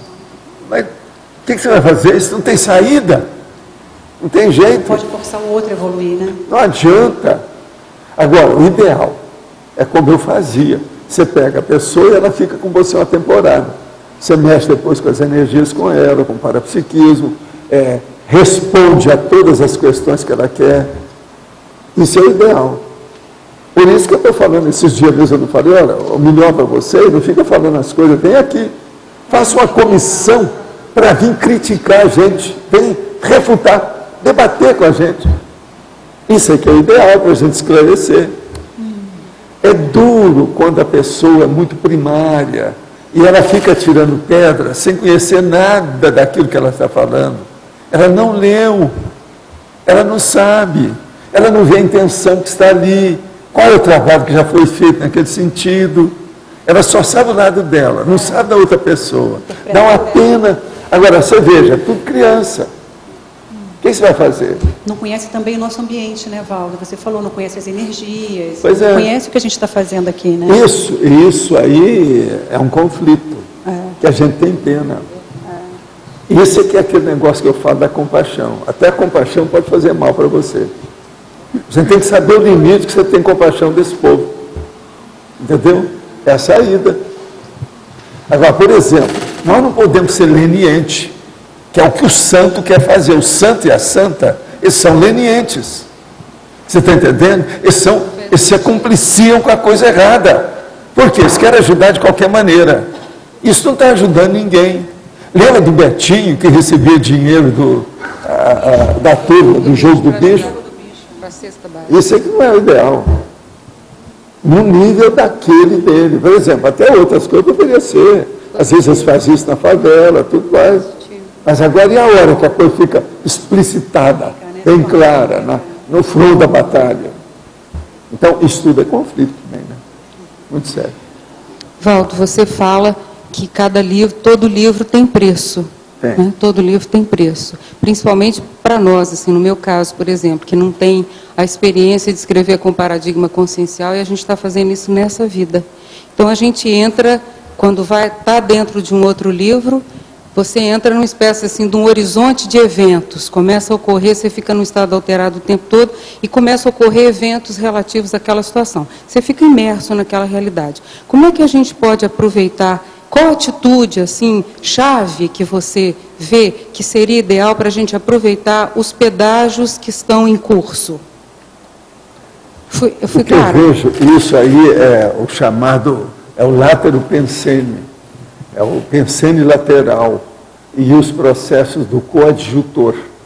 Existem os pensamentos e os atos coadjutores. Esse ato coadjutor é que você tem que levar em consideração. Outro nome que eu dou para isso são as, vamos dizer, manifestações secundárias. Essas manifestações secundárias, quase sempre, elas são periféricas, elas são coadjuvantes, elas são adstritas ao processo. Outro nome que eu chamo também são os caminhos secundários fora da via principal. Entende? Às vezes vale a pena a gente coordenar e ver todo aquele ambiente com todas as estradas vicinais, aquelas da vizinhança, aquelas que juntam. Eu já andei escrevendo até sobre isso aí. Agora, eu nunca cheguei a fazer um verbete sobre o assunto diretamente. Entendeu? Pois é. Agora, é a realidade de tudo que é secundário. Por exemplo, eu quando estou fazendo verbete, há, às vezes, dezenas de temas secundários que eu poderia colocar ali. Mas aquilo não está bem adstrito à pista principal que eu estou rodando com o meu mental soma. Entende? A rodagem é outra. Então não é o ideal, eu tenho que deixar de fora. Agora, se eu começar a fazer verbete todas essas coisas secundárias, eu estou perdido. Eu vou precisar de fazer 500 mil verbetes. Você entende? Então é necessário fazer isso que eu faço. Fazer uma reunião, uma enumeração, mostrar o que tem, dar, enfim, uma síntese da coisa. Porque não tem jeito de continuar com a análise, não dá. Entendeu? Então é valorizar mais uma linha mestra e não ficar rodando nas estradas vicinais. É a pista principal, que é, entende? A road, a grande, não é aquela secundária. Então é a estrada principal, tem vários nomes para isso. Então é a pista principal, é essa que interessa. O resto tudo é coadjuvante ou é afluente. Outro nome que eu chamo também é afluente do rio, para a gente entender. Agora, veja, o outro nome que eu também chamo para isso é o segundo escalão. Sabe? A segunda linha. Existe isso tudo. Outra coisa também é o processo do idem e o ibidem, que é o nome também que eu falo, que é o subchefe e a pessoa que é o segundo, o segundão. Isso aí eu já escrevi sobre. Secundão eu já falei, ou secundão, que é a mesma coisa. Agora, o que eu vejo, a gente tem que analisar o que é o essencial. Isso é que é importante, esse é que não deve ficar fora, que é o no-norte da história, é o cerne, É o olho do furacão. Esse não pode ser esquecido na pista principal. Agora, as coisas oblíquas, é outro nome que eu uso também, oblíquo. Por aí você já tem uma ideia. Eu estou te dando tudo. Agora veja, isso entra geometria, entra aritmética, entra matemática, entra uma série de processos que compõem a cosmovisão. A cosmovisão, antes de tudo, ela é interdisciplinar. Se você entender isso, já é bem caminho andado. Tudo que eu estou falando aqui tem da interdisciplinaridade. O outro nome é transdisciplinaridade. Polidisciplinaridade. Tem vários nomes. Tudo é semântica. Agora, essa semântica é muito importante para nós ter uma visão mais ampla da cosmovisão. Agora, como é que a gente faz para aproveitar esse horizonte de eventos que foi desencadeado a partir dessa escrita e o desenrolar desse trabalho, para entrar nessa cadência do fluxo do cosmos, para que o contrafluxo, o refluxo... Uma das coisas que eu olho é a benéfico. aplicação disso. Veja a aplicação prática, pragmática do processo. Tudo aquilo que precisa da aplicação prática, vale a pena ser colocado aí dentro. Então, aí, através dessa aplicação prática, começam a aparecer as técnicas. No caso, são as neotécnicas, são técnicas novas. Aí é que vem neoverpons, neoconstructos, heurística, você está entendendo? Tudo que tem a ver com verponologia está nisso. Professor, letra B, à sua direita, aqui. Sobre o aspecto da interdisciplinaridade. Nossa tendência agora é associar mais do que uma mega área. Tem a área principal e nós vamos buscar uma segunda área para fazer associação e trazer. A tendência agora seria aumentar o nível de interdisciplinaridade. Então, isso acaba entrando no que a professora perguntou. Sim. Também, né? Então, o que você quer? Minha pergunta era justamente sobre isso. Como é que, se essa tendência, colocando o foco da conscienciologia, ela tende inclusive a aumentar, ou seja, você trabalhar com duas mega áreas, duas áreas principais, tentando associar. A partir daí que vão surgir os novos conhecimentos, as novas informações, até na própria ciência convencional. Agora, quando você tiver dificuldade para isso, pega um verbete e olha o que é que tem de contraponto. Que a maioria das logias aí dentro das sessões, elas têm contraponto. Com o contraponto fica tudo mais fácil. A turma que está fazendo verbete já está conhecendo isso. Esses três que eu vi acertaram em tudo. O processo de contraponto. Que isso é associação de ideias, que é o dicionário cerebral analógico das ideias afins. E é esse que é o mais importante para nós nessa altura dos acontecimentos. Que a pessoa vai precisar disso. Depois da TENEX, o FIEX, a semiconsciex, ela tem que entrar nisso aí para chegar lá. Entende? Não tem jeito. Contraponto. Juntar de um lado e do outro. Ver sempre isso. Os dois polos, a polarização. Ver como é que está. As ideias têm que ser assim. Eu chamo também isso de aproximações simples. Aproximações simples é isso que eu estava falando com a Malo ali. Sim, associação. Entende? Agora, o nome que a gente usa mais tem o circumpensene, que está dentro disso. Tem o láteropensene, que está dentro disso. O círculo é aquilo que a pessoa faz o círculo nó. É aquilo que eu falo. A pessoa vai a Buenos Aires via Paris. E agora vai ter até dificuldade, porque os aviões não estão funcionando bem. Ao que tudo indica, vai piorar. Professor, agora dentro da ciência convencional, dentro do campo universitário, eu tenho duas mega áreas. Né? Por exemplo, vou dar um exemplo qualquer, a engenharia e a área de letras, por exemplo. Eu posso estipular e tratar de fazer uma pesquisa unindo essas duas mega áreas, para tentar trazer um resultado. Aí você tem que ir lá, aonde você já foi, em Barcelona, para ver o Gaudí. Ok, É o jeito. por aí. Que aqui você vai ver a arquitetura, que é a arte, e a engenharia, e outras coisas mais. Tudo no Gaudí.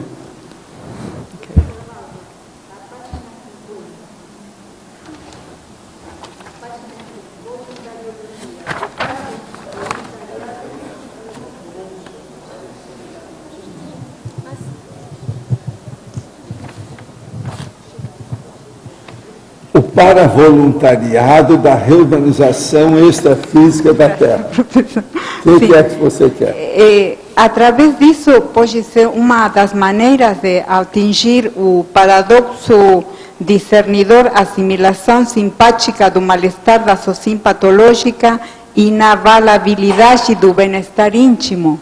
Poderia ser uma das maneiras. Aqui, ó, todo mundo aqui, quando der somar, vai ser para voluntário. Todo mundo? Todo mundo. Os intermissivistas, todos vão ser para voluntários da assistencialidade. Inclusive você. Se você ainda tem algum débito na Argentina, vai ser lá. Se não tem lá, vai ser aqui.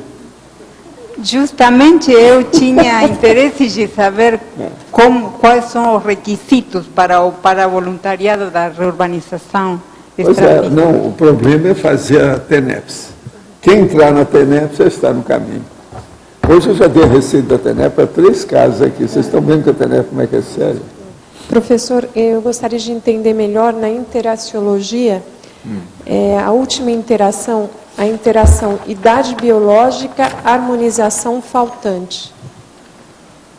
O caso todo é o seguinte, é aquela pessoa que ela tem uma idade biológica que já era para estar madura, e ela não consegue ainda está muito jejuna. Então isso é que é a interação, idade biológica, harmonização faltante. Entendeu? Agora, o que se passa? Se ela já começa a ter noção do que está faltando, já é um meio caminho andado. Porque uma coisa é você pelo menos saber o que te falta. Tem gente que nem sabe o que. A maioria das pessoas, às vezes, chegam para mim e falam assim, eu quero fazer alguma coisa, eu sei que eu vim para fazer uma coisa muito séria, mas até agora não sei o quê. Então, essas são totalmente jejunas, elas são calouras. Entendeu? Então, é justamente o processo que nós estamos vendo aqui nessa interação. Agora, é lógico, mais tarde ela vai entrar na interação cósmica, consciência, energia, que é o princípio de tudo, e que é antes disso. Gente, eu vou responder um pouco de pergunta, que hoje eu já tenho, aqui já tem até um número 40. Eu já respondi até agora a metade disso. Em interaciologia, poderia falar sobre a interação, idade biológica, harmonização faltante? Essa não. Eu não li isso aqui antes, eu estou vendo agora, tá? Olá, eu me chamo Pedro, tenho 19 anos e tenho lido na internet. Cheguei a ouvir um áudio de Divaldo Franco e recentemente comprei um livro sobre crianças índigo, que, segundo informa, são crianças de almas antigas que estão vindo ressomar com missão de trazer mais espiritualidade na Terra. E são denominados índigos, visto que elas apresentam aura da mesma cor. Segundo informam, elas estão vindo em milhões desde a década de 80. Gostaria de saber pelo senhor se realmente essas informações são verdadeiras e, caso forem, peço mais informações.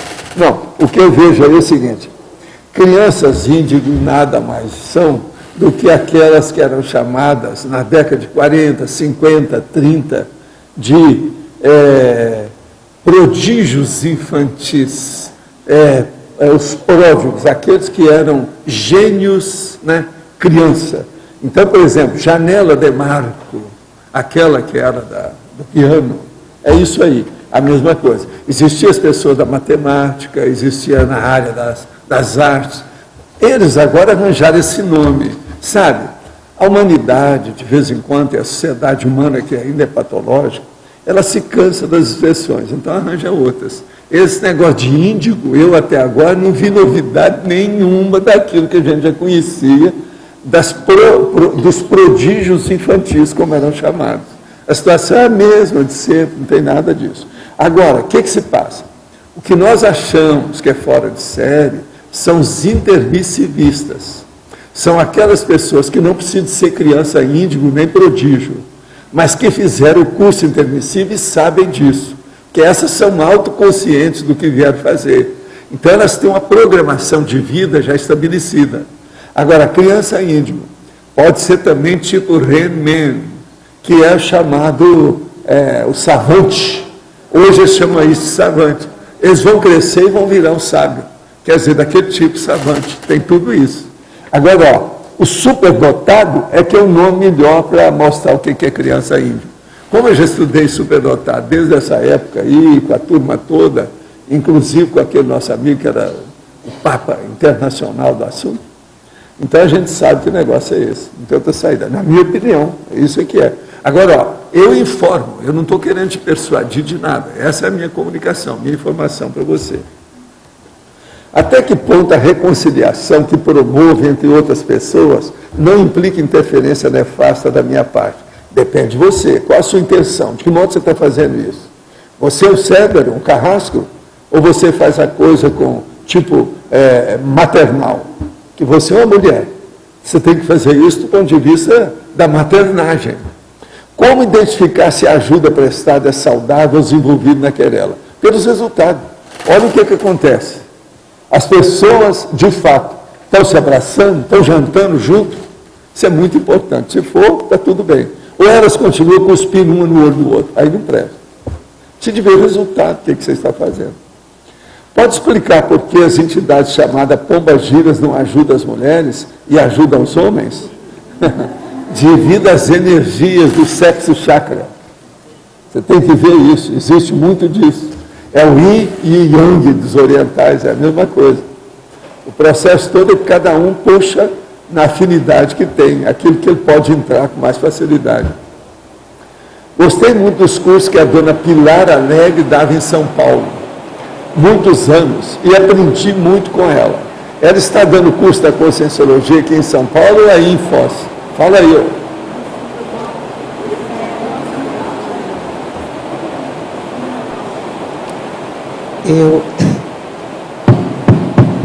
Alô, São Paulo. Fala aí, alô, a Pilar Alegre vai falar. Então, boa tarde a vocês de São Paulo.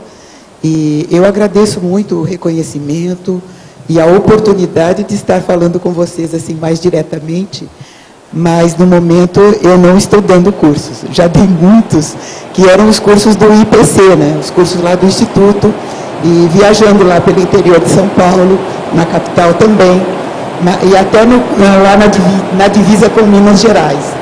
Mas no momento eu estou aqui em Foz e trabalhando assim num processo mais intrapsíquico, intraconsciencial, procurando um autoconhecimento melhor através deste trabalho aqui na tertúlia.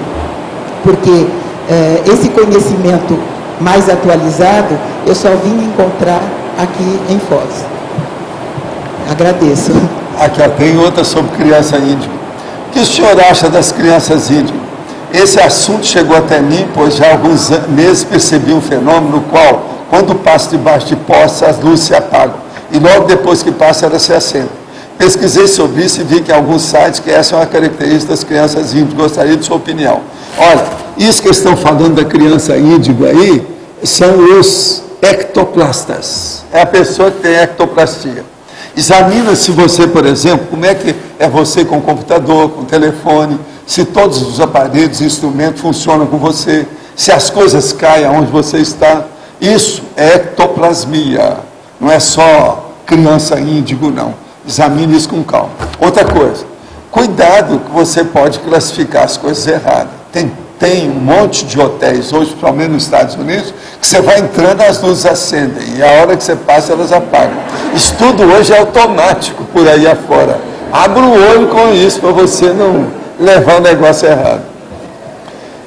Stefan Osoyek é um grande telepata e clarividente, um polonês russo, tinha uma atitude científica em relação aos seus fenômenos, mas devido à Segunda Guerra Mundial, ele foi morto.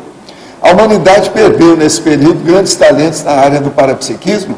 O que poderia nos dizer das perdas científicas em relação ao estudo do parapsiquismo nesse período?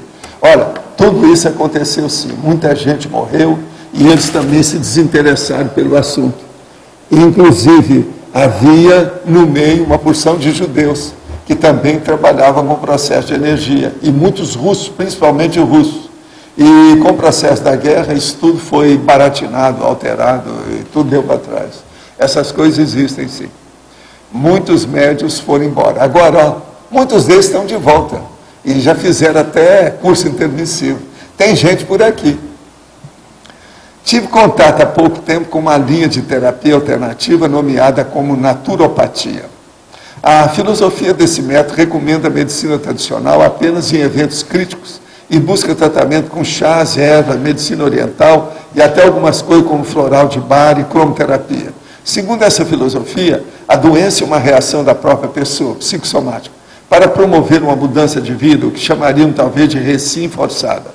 Você pode comentar o assunto? Sim, a primeira coisa é a seguinte, você está falando aí, esse povo todo misturou e fez uma salada mista das terapias alternativas para fazer isso. Florais de bar, isso é tolice, é sugestão. Cromoterapia, a maioria também é bobajada total. Isso é coisa de criança, esquece isso. Dentro das terapias alternativas, tem mais de 100. Tem umas 2 ou 3 que funcionam, o resto tudo é conversa fiada. Desconta isso tudo e vai com calma.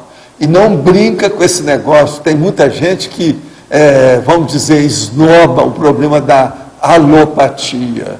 Não vai com calma. Senão você vai ter uma criança na sua frente, você precisa tratar, e ela está às vezes com processo agudo, você começa a mexer com chazinho e bobaginha, e a criança morre na sua frente. Vai devagar com isso. Eu já vi muitos colegas que já passaram por isso. Eu já trabalhei com essas coisas todas e trabalho quando precisa, mas só em casos especiais, vendo muito. O que interessa, antes de mais nada, é ver qual é a terapia mais adequada e mais eficaz nesse caso. Para mim, cada doente é diferente do outro. Para quem tem dor crônica, às vezes incapacitante, depois de ter tentado vários tratamentos médicos convencionais, seria útil uma cirurgia espiritual ou hipnose? O que o senhor pensa a respeito?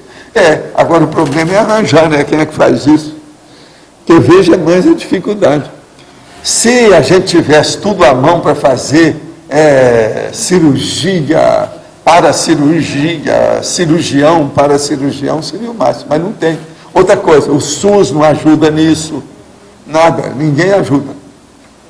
Em binomiologia, poderia nos explicar melhor o binômio coesão intraconsciencial e coerência etológica? E em paradoxologia, o paradoxo da antiemotividade superafetuosa. O problema é todo o seguinte, o binômio coesão intraconsciencial e coerência etológica.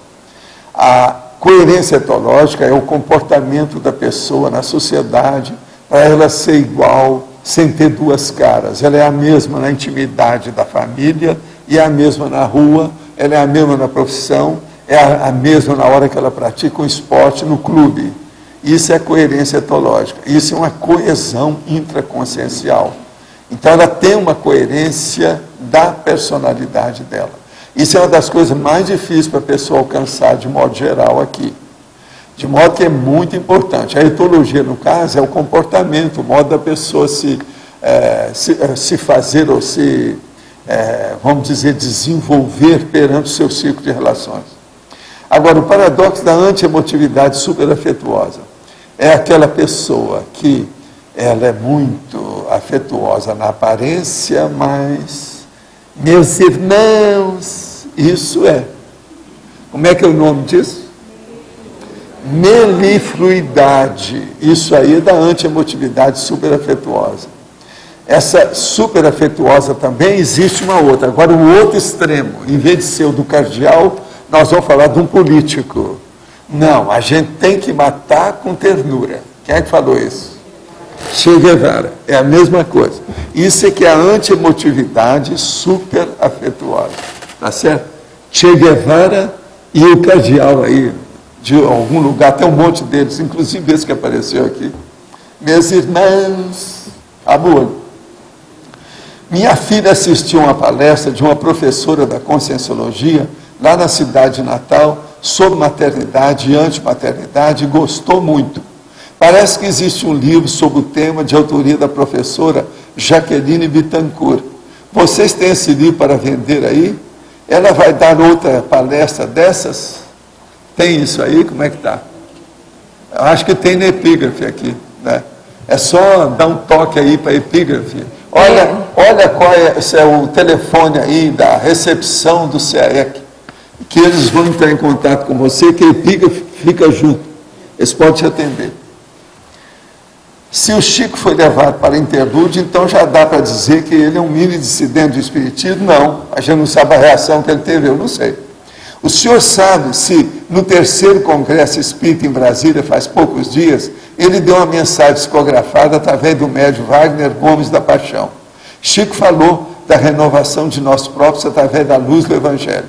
E depois disse assim: o cisco que lhes fala nesse instante ainda por muito tempo, necessita das preces amigas de todos vocês. Suplica ao nosso anjo maternal, nossa Mãe Santíssima, que a todos abençoe em nome de Jesus. A encerrar diz: do menor servidor e amigo de todos, Chico Xavier. Será que foi o Chico mesmo? Que o senhor poderia nos dizer? Olha, tudo aí está dentro da personalidade deles. Eles copiaram bem tudo que é que o Chico faz. Mas quem sou eu, prima, para falar qualquer coisa sobre isso? Se examinar, né? Eu acho que não sei não. Ele, do jeito que está, já deve ter mudado alguma coisa. Isso aqui está muito meloso. Ele está parecendo, só faltou minhas irmãs. Só isso. Está tudo muito católico o negócio demais. Ele era assim, mas tinha também um recato. Eu não sei se é, né?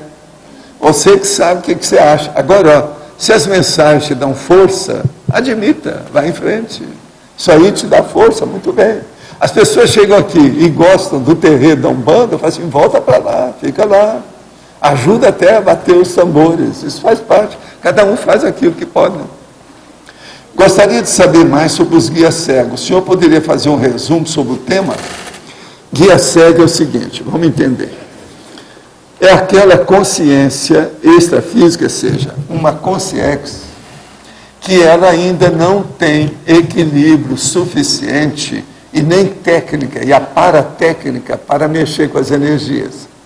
E essas consciências não têm isso porque elas ainda são muito egocêntricas dentro do processo do sectarismo e do facciosismo. Por isso que elas permanecem nas religiões. A religião é facciosa, ela não é universalista. Agora, quando a consciência chega num determinado ponto de lucidez, ela é universalista. Então, por exemplo, ela já não dá tanto valor mais para o nacionalismo.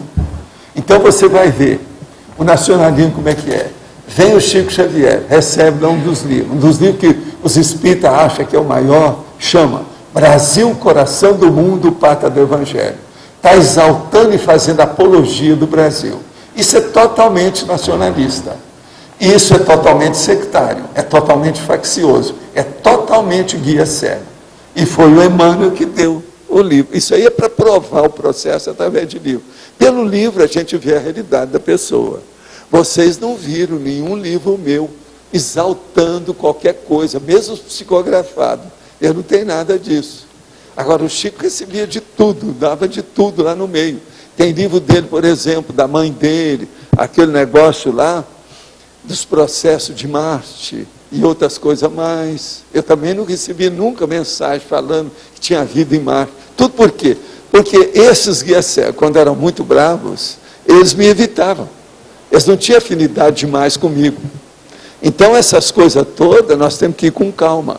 Muito embora eu tenha recebido mensagem de Emmanuel, de André Luiz, desse povo todo que eu tinha que receber. Mas veja, olha bem as mensagens que eu recebi. Examina bem como é que é. Então, é necessário que a gente entenda que o guia cego, realmente ele é um cego que dirige outro cego. O nome hoje é amaurose. Esse aqui é. Porque esse negócio da gente falar em cegueira hoje, nem não é de bom tom. É igualzinho a homossexualidade e homossexualismo. Eles não querem que a gente fale homossexualismo, tem que ser só homossexualidade. Agora veja, isso é o processo o politicamente correto, que é de vomitar. Porque tudo é um processo de semântica. A mesma coisa acontece com o negócio de guia cego e amaurose. Amaurótico quer dizer que é cego. Então, por exemplo, nós tivemos aí o Geraldo Magela. Eu ri o tempo todo das bobagens que ele andou falando sobre ele mesmo, porque todo o trabalho dele é masoquista. Ele fala do processo da cegueira dele, rindo de todo mundo e dele mesmo. E você acaba rindo, porque o negócio está muito bem feito. A gente vê que ele tem anos preparando aqueles esquetes dele. Ele fala tudo certinho, o som é certinho, o timbre é perfeito. Agora, a única coisa que eu achei que às vezes é um pouco excessiva é que ele usa palavras ainda de baixo calão, etc. Mas, dentro do nível dele, no show que ele dá, parece que isso é adequado, né? Eu não sei bem como é que é. Cada um escolhe aquilo que pode. Mas agora veja, ele pode falar de cegueira daquele jeito. Eu que tenho olhos não posso. Isso é o máximo do problema de autoridade moral. Agora, que você ri com ele, eu acho impossível. Só não ri aquela pessoa que deve ser, vocês sabem, né, o nome, né? Tem vários nomes para isso. Aquela pessoa que, né, que deve ter sido rainha mal amada na última vida. Essa não ri. Será, até que ponto aquele, eu acho às vezes um pouco excessivo, né? Que fica bastante engraçado, mas até que ponto aquilo não fixa também? Não, o excessivo dele que eu achei são só as palavras de baixo calão que ele usou as 3 vezes, só. Mas tudo dentro do contexto correto. Isso é que é o pior da história. Mas será que até que ponto aquilo não fixa o mesmo problema da cegueira, não vai fixar demais isso? Não, ele pelo contrário, ele está ajudando demais os cegos. Eu achei ele muito positivo. A restrição que eu faço é só com os processos dessas palavras de baixo calão. Mas o mais eu não faço nada. Pelo seguinte, ele está ajudando os cegos. Ele está ajudando os homens a fazer o exame de próstata. Só aquela esquete dele do exame de próstata, aquilo fala a verdade na cara, é o máximo. E outra coisa, ele é homem, é o máximo dele falar assim. Eu achei o máximo. Ele é didático. E didático para o povão. Ele é populista, por isso que é que ele fala palavra de baixo calão. Então aquilo ajuda ele. Você vai falar isso num bar, tem que ser daquele jeito. Aquilo ajuda ele, vai ajudar ele a superar isso? Outra coisa, você não sabe, mas o César e a minha mulher levaram lá umas crianças para ele falar. Então, e ele deu umas aulas para crianças, falou assim, olha, vocês não precisam ser cegos como era antigamente. Hoje em dia tem muito recurso que você pode superar o processo da sua cegueira, você vai ser uma pessoa igual às outras, deixar dessa bobagem. Ele é o máximo, ele dá um exemplo, ele tem autoridade moral para isso. O homem é muito positivo, na fritada dos ovos, não. Outra coisa, realmente ele é o maior que eu já vi no Brasil nesse negócio de cegueira. Eu nunca vi ninguém fazendo esquete nessa minha vida de 78 anos igual esse homem. Agora, outra coisa, o que eu gostei é aquilo que eu já falei aqui, a hora que eles falaram, que durante muitos anos eles falaram que ele era o único cômico cego que havia no Brasil. Ele falou assim, pois é, mas agora nós temos um outro. Faz 8 anos que apareceu um outro, o nome dele é Lula. Isso é para aquele meu amigo aí que gosta demais do Lula. É bom ele não ouvir o Geraldo Magela, né? Eu estou repetindo o que o Geraldo falou. Agora, e nessa hora foi que o povo riu mais, foi a hora que ele falou do Lula. Quer dizer, chamou o Lula, presta atenção, de cego e cômico. Acabou com o Lula dessa vez, para valer, não sobrou nada. Poderia explicar qual é a importância de estética para a consciência harmonizada? Até que ponto ela deve ser priorizada? Olha, a estética tem uma coisa muito séria que eu quero chamar a atenção, e ainda essa semana eu tive que falar com uma pessoa sobre isso, que é o problema da fisiologia. Então, por exemplo, a estética na arquitetura e a fisiologia na arquitetura. A estética numa obra de arte e a fisiologia na obra de arte. A estética no instrumento, por exemplo, um objeto de uso doméstico e a fisiologia desse objeto ou desse instrumento. Então, isso é muito importante. Eu, na minha vida, sempre dei primazia, prioridade para a fisiologia e não para a estética. Então, vamos entender. Eu não acho que a gente tem que ver tudo bonito, porque aqui não tem nada perfeito. Mas nós temos que ter tudo fisiológico. Quanto mais fisiológico, melhor. Agora, o que é a fisiologia que eu estou chamando? É a funcionalidade das coisas. Então, a primeira coisa, veja a funcionalidade. Depois você pensa na beleza do processo. Isso é bobagem. Então, por exemplo, aí vem aquele cara e fala para mim, Valdo, quer dizer então que eu estou de acordo com a minha noiva. Ela não é tão bonita de cara, mas ela é sexy, é um violão. Quer dizer, é funcional. Eu virei para ele e falei assim, yes, that's it, sure, indeed, of course. Falei tudo para ele, ele tinha razão. Outra coisa, ele se casou, se der muito bem, atualmente parece que eles têm 3 filhos, pelo que eu sei. A última vez que eu fiquei sabendo, já faz alguns anos. Agora, isso, ele já era noivo, mas já tinha relação com ela, já estavam namorados há algum tempo, já sabia bem como é que era. Agora, eu não acho também que a cara dela era tão ruim, é tanto que depois eu dei umas dicas para melhorar a situação, está entendendo? Então é coisa que eu conheci de perto, com calma. E ela então pôde aprimorar mais a fachada, portanto a estética, né? Isso melhorou. Sinto que estou autoassediado e o que devo fazer para lidar com isso. Sinto que prejudica quem está próximo de mim. Qual o procedimento a ser tomado? Olha, primeira coisa é o seguinte, se você já está alcançando essa condição, você tem que afastar o povo que está perto de você. Eu estou falando do ponto de vista extrafísico, não é fisicamente, não. Tem gente aí com você, por isso que você está perturbado com essa situação. Agora, ó, eu vou pensar em você, porque com esse nome seu eu não vou esquecer. Agora, isso vai melhorar. Agora, pense bem.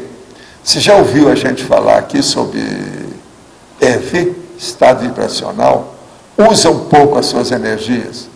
Energia nada mais é do que a sua vontade. Pense na sua energia, comece a comandar essa energia em torno de você. Isso vai melhorar. Mas o que a gente vê é que aí tem boi na linha. Tem gente, tem processo extrafísico em torno de você. E a gente pode sentir aqui. A hora que eu senti, entrei em contato aqui e vi o nome dele, na mesma hora, eu entrei. É aquele negócio do submarino, a hora que dá o alarme, vamos, eu sinto isso tudo aqui no meu corpo, é igual submarino, sabe? Dá uma campainha. Então, quando é assim, já é um sinal de que tem assédio. Tem um heteroassédio nessa história, precisamos trabalhar. Os nossos comerciais, por favor. Obrigada. As pontuações da tertúlia de hoje foram 71 assinaturas no livro de presença. Lembramos as pessoas, por favor, assinarem no livro de presença, porque nos ajudam a saber qual que é a média de pessoas que assistem e, dessa forma, ter mais verbetes disponíveis no dia a dia. Hoje foram 14 perguntas respondidas pelo professor Valdo, 40 perguntas respondidas online, 45 votos presenciais, 17 votos online. Hoje vamos ter 3 recados. Mabel, curso Estudos Avançados do Doutorado, Igor, CP2, a mim, curso 40 Manobras. E antes o Eduardo vai falar sobre Amigos da Enciclopédia. Pessoal, boa tarde a todos. A gente queria falar um pouquinho hoje aqui sobre a Enciclopédia da Conscienciologia, que é esse projeto de vanguarda dentro da Conscienciologia, levado à frente aqui pelo professor Valdo Vieira, aqui na cidade de Foz do Iguaçu. Nós estamos aqui dentro do Tertuliário, que é este argumentário, né, o primeiro argumentário aqui do planeta. Várias pessoas participam aqui das tertúlias, e as tertúlias também é parte da elaboração da Enciclopédia da Conscienciologia, a partir dos debates dos verbetes que são discutidos aqui todos os dias. Então, você que está assistindo a tertúlia está convidado a vir a Foz do Iguaçu, conhecer a Enciclopédia da Conscienciologia, conhecer o CAEC, as instalações aqui da Enciclopédia, aqui o Tertuliário, que é, então, esse argumentário com 823 metros quadrados. Foi elaborado, foi feito, né, em 11 meses, né, com a ajuda, o esforço, o suor aí de todos os voluntários que participaram da Conscienciologia. Algumas pontuações interessantes, nós temos hoje no Holociclo e na Holoteca 755.660 artefatos do saber, sendo que só de dicionários, que hoje foi comentado aqui na tertúlia, são 5.507 dicionários, sendo 4.543 diferentes e 964 duplicatas, sendo essa a última atualização de fevereiro de 2010. E a gente gostaria de convidar as pessoas que têm interesse em ajudar nos trabalhos aqui da Enciclopédia a se tornarem amigo da Enciclopédia, uma forma da pessoa contribuir e ajudar nesses trabalhos. A gente está durante um período de promoção, as pessoas que se inscreverem até o dia 30 de abril vão ganhar um bônus de R$50 para trocar por um livro da Editares, aqui na Epígrafe, aqui dentro do CAEC. Você pode fazer a sua inscrição, tanto pela internet quanto aqui na recepção, e esse bônus, ele não tem data de validade. Quando você vir a Foz do Iguaçu, com esse bônus, você então adquire a sua obra da Editares. E até o dia 1º de agosto, nós estaremos sorteando 8 cursos, 8 vagas para as pessoas que se inscreverem ou renovarem a sua inscrição até então o dia 31 de julho. Eu vou falar apenas dos 3 aqui, mas posteriormente a gente fala dos outros cursos, pelo nosso tempo aqui, que é o Práticas do Parapsiquismo Avançado, um curso doado pelo IPC, são 10 dias de aprofundamento no parapsiquismo com 2 EPICONs. Uma vaga no curso Balanço Existencial de 2011 e uma vaga na próxima turma do curso 40 Manobras Energéticas, já que esse curso acontece agora nos meses de maio e junho. O valor da inscrição do programa Amigos é R$ 720 e vocês podem parcelar isso em até 12 vezes de R$ 60. Obrigado.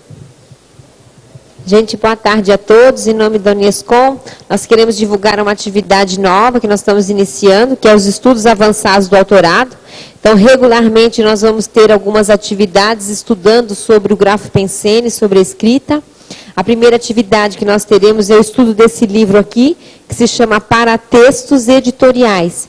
É um livro indicado pelo professor Valdo, é um livro bastante erudito, segundo o professor Valdo, e a gente então vai estar estudando como uma primeira atividade. As pessoas interessadas, elas podem nos procurar, sendo que a primeira atividade, o primeiro encontro será no dia 11 de maio, que é uma terça-feira, das 15 às 17 horas. É interessante que a pessoa já tenha comprado o livro, dá para comprar o livro pela internet, e o nome, lembrando, se chama Paratextos Editoriais. Tá bem? Obrigada.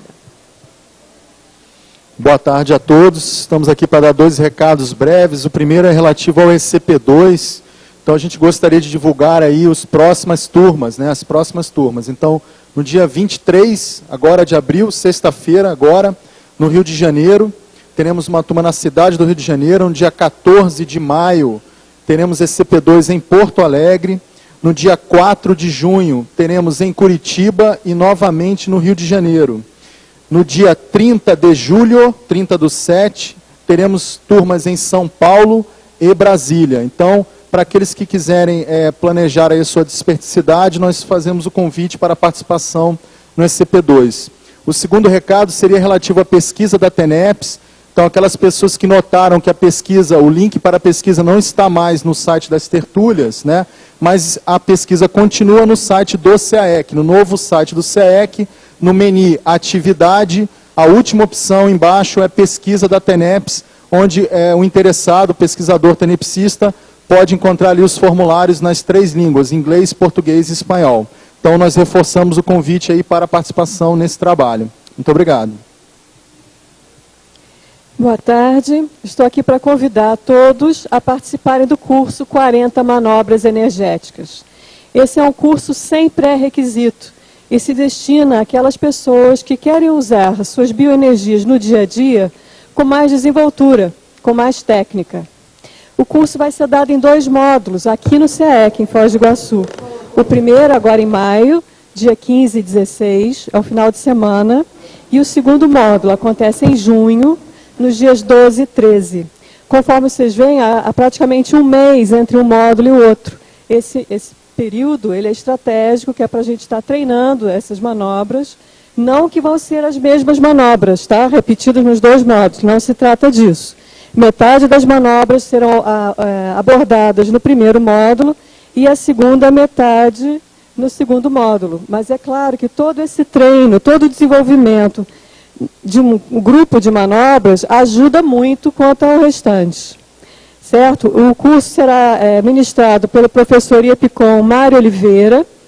E para aqueles que querem saber o horário, para questão de viagem, o curso começa aos sábados, às 8h30. E termina no domingo, às 17 horas. Muito obrigado. Ah, sim, e o telefone aqui da recepção do CAEC é 45 3525 2652. Obrigada. O verbete eleito para amanhã é Conteúdo da Consciência e Especialidade em Intraconscienciologia. Obrigada e boa tarde a todos.